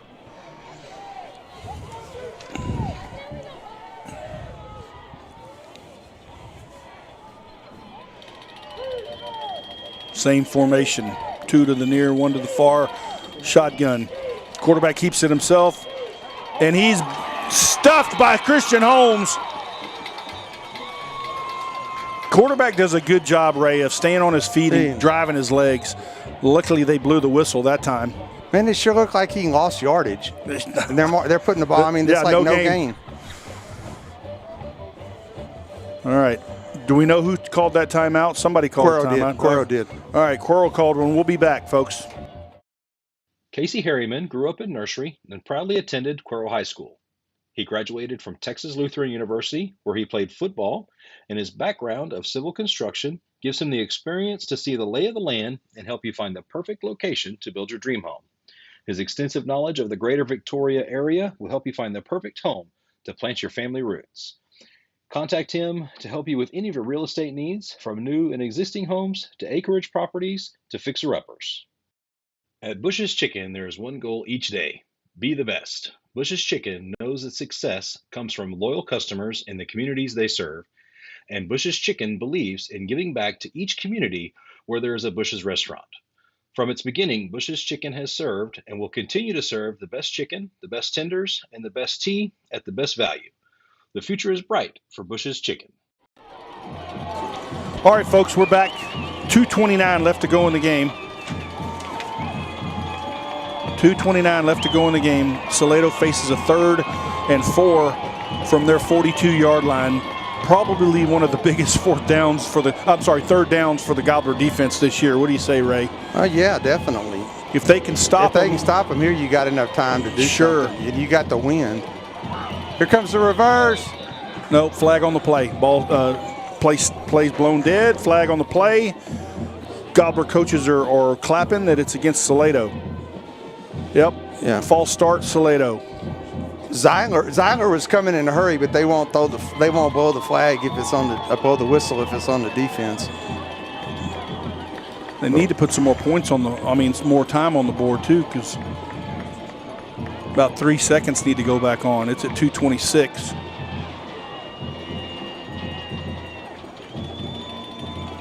And they did. So 2:29 was put back on the clock. Salado's facing a 3rd and 9 now. 2 receivers to the far side, 1 to the near side. Gobbler defense. Quarterback takes a snap, drops back, throws a little screen pass. Yeah. Dropped by Zeiler Jones. Loss on the play. 4th and about 12. Zeiler comes up limping, folks. That's not good. They got a flag. Oh, got a flag on the play. You're right. Oh, my gosh. Face mask. Face mask on the Gobblers. I guess he grabbed his face mask on the tackle. I couldn't see it from here. I was just so excited that he dropped him for a loss. Wow. Ball gets taken out to the 49-yard line. 1st and 10, Salado. So they lose 3 on the pass. Wow. Wow. Big 3rd down. Gobblers rise up, but a penalty on a face mask. 1st and 10 from the Salado 49-yard line. Salado has it. Quarterback takes a high snap, gets the ball off, dropped for no gain. Tyron Gomez, Sean Burks, Brant Patek. They're going to give him a gain of 1, folks. 2nd and 9. Game clock goes under 2 minutes. What do you think, Ray? They got to put the ball in the air, don't you think? unless they just want to play for overtime. You know, then everybody gets it at the 25-yard line. Ball's on the 50, 2 receivers to the near, 1 to the far. Quarterback takes a shotgun, is going to pass it, breaks the pocket, throws over out in the flat, incomplete. Had a man open, but he overthrew him because he was just kind of throwing it away. The press box has a nice pole. I thought it was going to be intercepted. Then when I looked like, he's further back, I knew we had a guy there, but he was behind the pole. Okay. 3rd and 9. Each team has 2 timeouts left.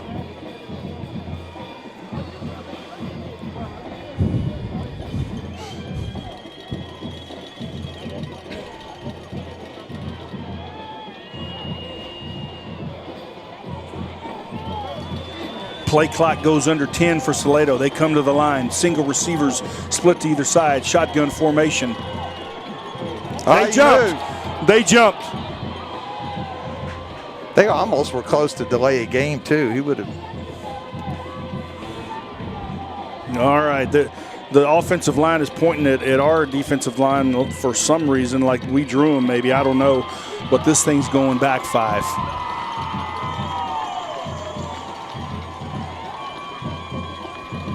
Ball goes back to the 45-yard line.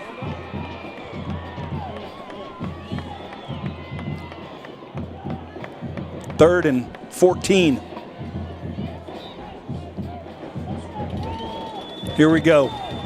Minute 30 left to go in the game. 2 receivers to the near side, 1 to the far side. Quarterback drops back, surveys the field, pressured, throws, doesn't throw it, keeps it, gets dropped short of the first down. It gets into Gobbler territory, but he's going to be about 7 yards short. So, well, it's a good rush by Nathan Lucian. He just ran over that tackle to make the quarterback step up. Ball's going to be spotted at the Cuero 47-yard line. Salado faces a fourth down. Yeah, Cuero called timeout, so he picks up 8 on the carry, but you got. Limitless Off-Road and Performance, specializing in all your off-road and performance needs while making your vehicle perform and ride better than the day it came off the lot. We cater to trucks of all types and cars as well. With years of experience, they can take care of whatever customization you're looking for. Limitless Off-Road and Performance is a proud sponsor of the Cuero All Sports Booster Club. All right, folks, we're back. Team's still in timeout. Ray and I are talking about this. What do you do? You got 4th down and 7. They're going to punt, which I think is a smart call. That you're the underdog. Play for overtime. Yeah. Because if they don't make it, you go for it short here, field for the Gobblers. We got the win. 25, 30 yards. You at least got a shot at a field goal. Yeah. All right. I think punt's the right play here for them. So Salado punt team does come on. Dason Varela is deep for the Gobblers, lined up at about his 20-yard line. Oh, they were in motion. Get away. Short kick. Takes a Cuero roll. Get out of the way, Cuero. All right, so good roll there for the Gobblers. Cuero's going to take over at their 36 for a net punt of, I'll let Rage. From the 47, 11 yards. There you go, 11-yard punt. All right, folks, minute 13 left to go in the game. Cuero takes over at their 36-yard line. They got a chance. We got a chance, folks.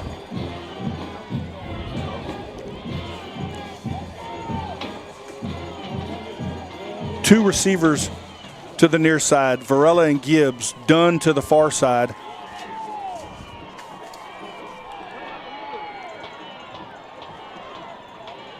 Notaro and Williams in the backfield, along with Lucian in a slot. Notaro takes the snap, hands off to Tyson up the middle. Nothing doing. You think we're going for overtime? I don't know. It's kind of. No, they're hurrying up. I don't know if they thought maybe they could bust one for 10 or 15. 2-yard gain, so same formation, and we moved. Man, oh man, that's shot us in the, shooting ourselves in the foot tonight. More importantly, time ran off. So the ball's going to be taken back to the Cuero 33-yard line. 2nd and about 13 for the Gobblers with 54 seconds left to go.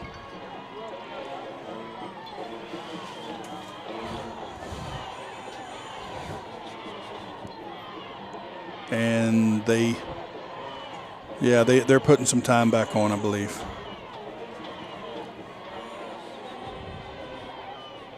I say they are.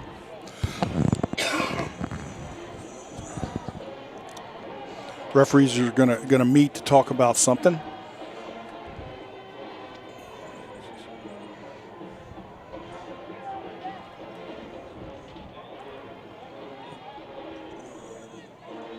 Somebody from the it's like grounds crews run out there. I don't know what they're talking about.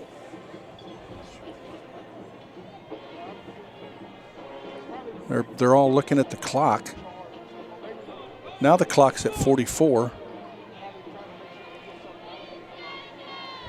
Should it 10 seconds? Huh. I don't know. Okay. Oh, okay. That's what it was. There's a runoff. 10-second runoff. Quarterback drops back. Nataro does. Looks downfield. Throws it deep. Got a man. In and out of the hands of Dason Varelli. Laid out. Had it in his hands, but when he hit the ground, the ball popped out. Man, oh man. I don't think their cornerback can run with Dason. I'd come back and try the same thing again. They've got him. We're on the ball's on the near hash. He's to the near side of the field. But they really don't have a safety deep in the middle of the field. I wouldn't even say they're playing now. They're kind of playing it too deep. All right, 2 receivers to the near side, 1 to the far side. Nataro drops back, rolls to his right, throws in and out of the hands of Dason Varela. He had it and was on the sidelines, going to step out of bounds, stop the clock, incomplete. So now we got fourth down, Ray. You got a punt. Yeah, you got to. Man.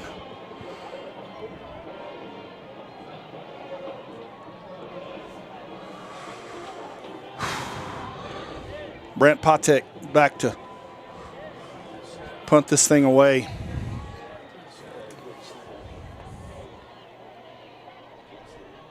Good snap. Barely got it off. A good punt. high Drop punt. Oh. He fields it at the 30-yard line. So Salado will take over at their 30-yard line with 23 seconds left to go in the game. Score tied 7-7. You got to think Salado's just going to take a knee here, huh, Ray? I mean, you would think so. I don't know though, but I mean, you never know. You never know.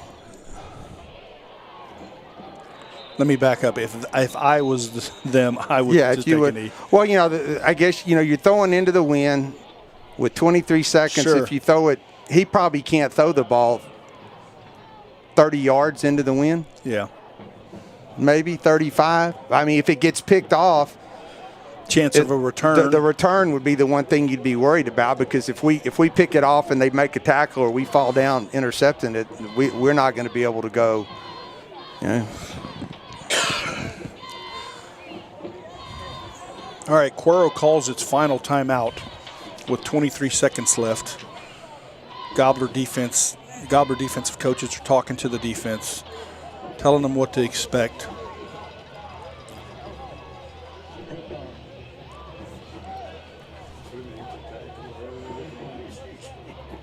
Okay. Clay, I think if we go to overtime, I'm assuming it's the same as the college rules, which were changed. Last year you flip, select defense or offense, you get the ball on the 25-yard line. But after the first time you score, the second time you have to go for 2, and after that you just line up and it's 2-point plays, right? Yeah, I think you're right. All right, here we go. Salado comes to the line. 1st and 10 at the 30 from handoff up the middle. Big hole. Running back still on his feet. Gets out to about the 44. So big run there. 16 seconds left. Salado calls a timeout now. Too much on first down. Picked up 14. 14 on first down. So, again, you just want to wrap up, just wrap up, take them to the ground and move on to the next play. Hopefully the clock runs out, Ray? Yeah, Salado still has one more timeout. This is not, with the wind the way it is, they're not capable from where they are of throwing the ball into the end zone. So you're not going to have the Hail Mary on the last play unless they pick up. Yeah.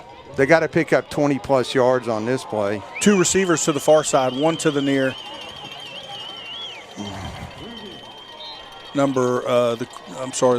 Shotgun formation. Number 2 goes in motion. Handoff to him, flags on the play.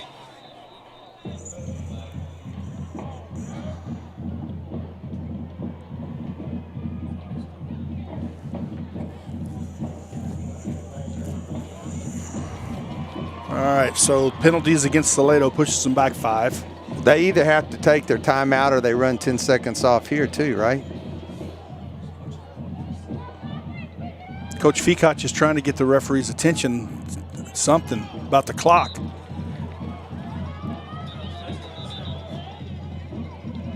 And the referee does wave the play dead, and he's going to come talk to his crew. Got to be some time put on the clock. Is that what he's saying? Or No. I mean, they ran 10 off on us. Why aren't they running 10 off on them? Sure, I got you.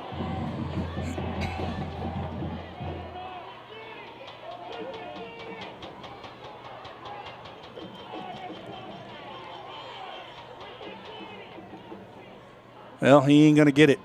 16 seconds left.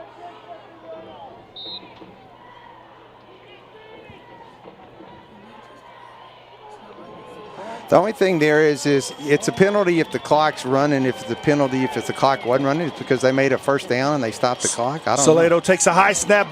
He bobbles it, keeps it himself. There you go. And gets dropped by Brant Patek. And Salado is They're going to let it run out. They're going to let it run out. All right, folks. So this thing ends, the regulation ends in a tie. So we are looking at an overtime. We'll take a quick break and we'll be back. Limitless Off-Road. Do you need to sell a home and the traditional route of listing with a realtor is not an option? JW Buys Houses has helped hundreds of people get out from under problem properties and outside-the-box situations. We can help you too. Call us today at 361-333-1220. That's 361-333-1220. Your fast, all-cash closing awaits. JW Buys Houses is a proud supporter of the Cuero All Sports Booster Club. Go Mean Green! In the market to buy or sell a home? Give Selena Condi with Hayden Outdoors a call at 972-971-4626 for all your real estate needs. Selena is a trusted local real estate agent specializing in homes, ranches, and acreage in the Cuero and surrounding areas. Selena Condi is the defensive player of the game sponsor, and we appreciate her sponsorship.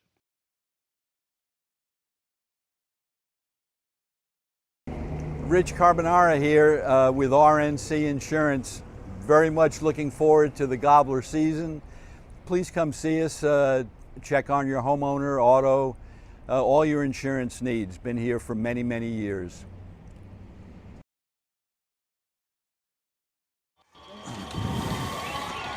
All right, folks, we're back. So Okay. what'd you find out, Ray? Okay, first thing on the 10-second runoff, all the hoopla that was about why they run 10 seconds off on us and not on them. If the clock is moving when the penalty happens, they run the 10 off.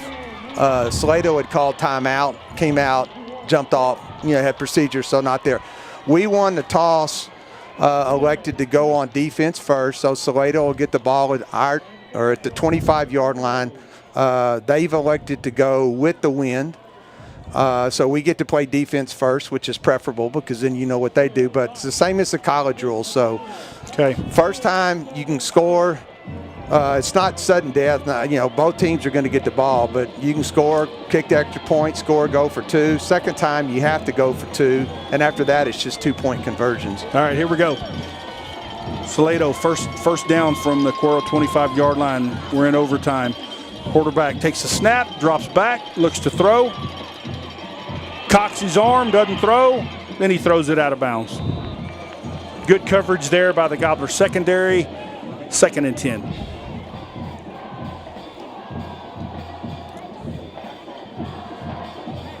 He had all day. He had all day.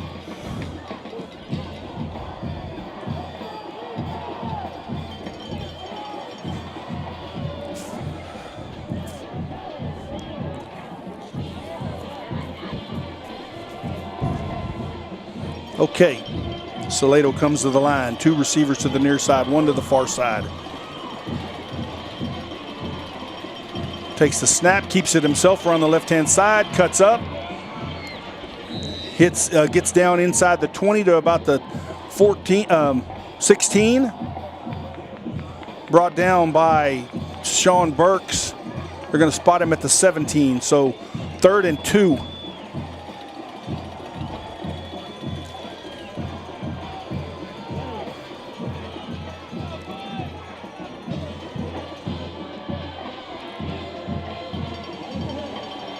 Salado comes to the line. 2 receivers split out. Quarterback shotgun. Keeps it himself. Same play. Drop for a loss. Or no gain. No gain. Brant Patek knifes through the hole and tackles him for no gain. 4th and 2.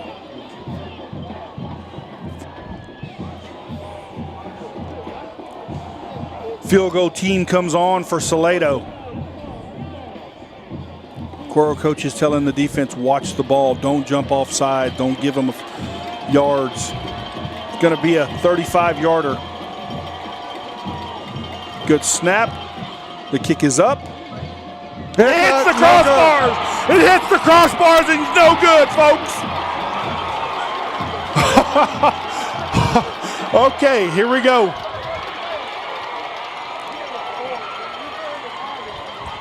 The field goal attempt of 35 yards hits the right crossbar, bounces into the end zone, no good. Gobblers take over their possession on overtime. You know, not that it's standard, but I noticed when they missed the field goal early in the game, they snap at 8 yards. Most people snap at 7.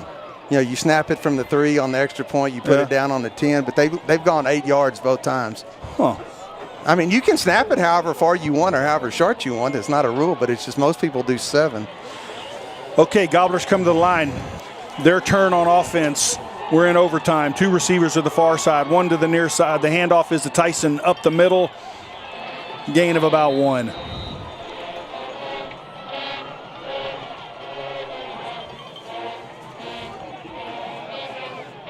They're going to give him 2. 2nd and 8.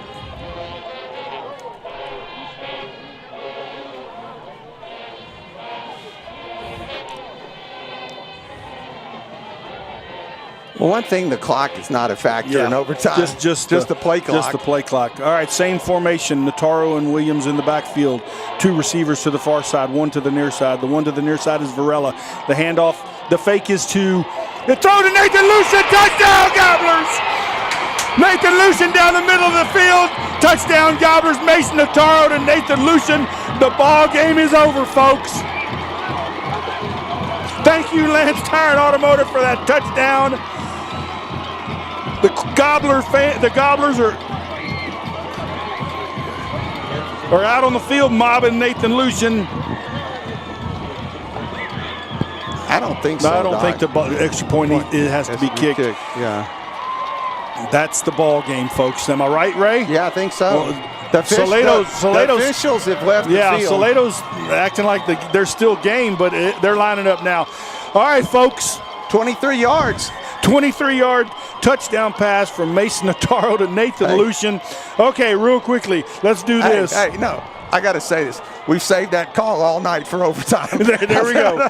There we go. Perfectly. All right. Our defensive player of the game, Tyron Gomez, he was in on a bunch of tackles. So defensive player of the game, sponsored by Selena Condi, is Tyron Gomez. Our special teams player of the game, let's give it to Gibbs for making that long the kickoff return that set up the touchdown. And then offense, Nathan Lucien. Got to be Nathan Lucien. There we go. There you go. All right, folks.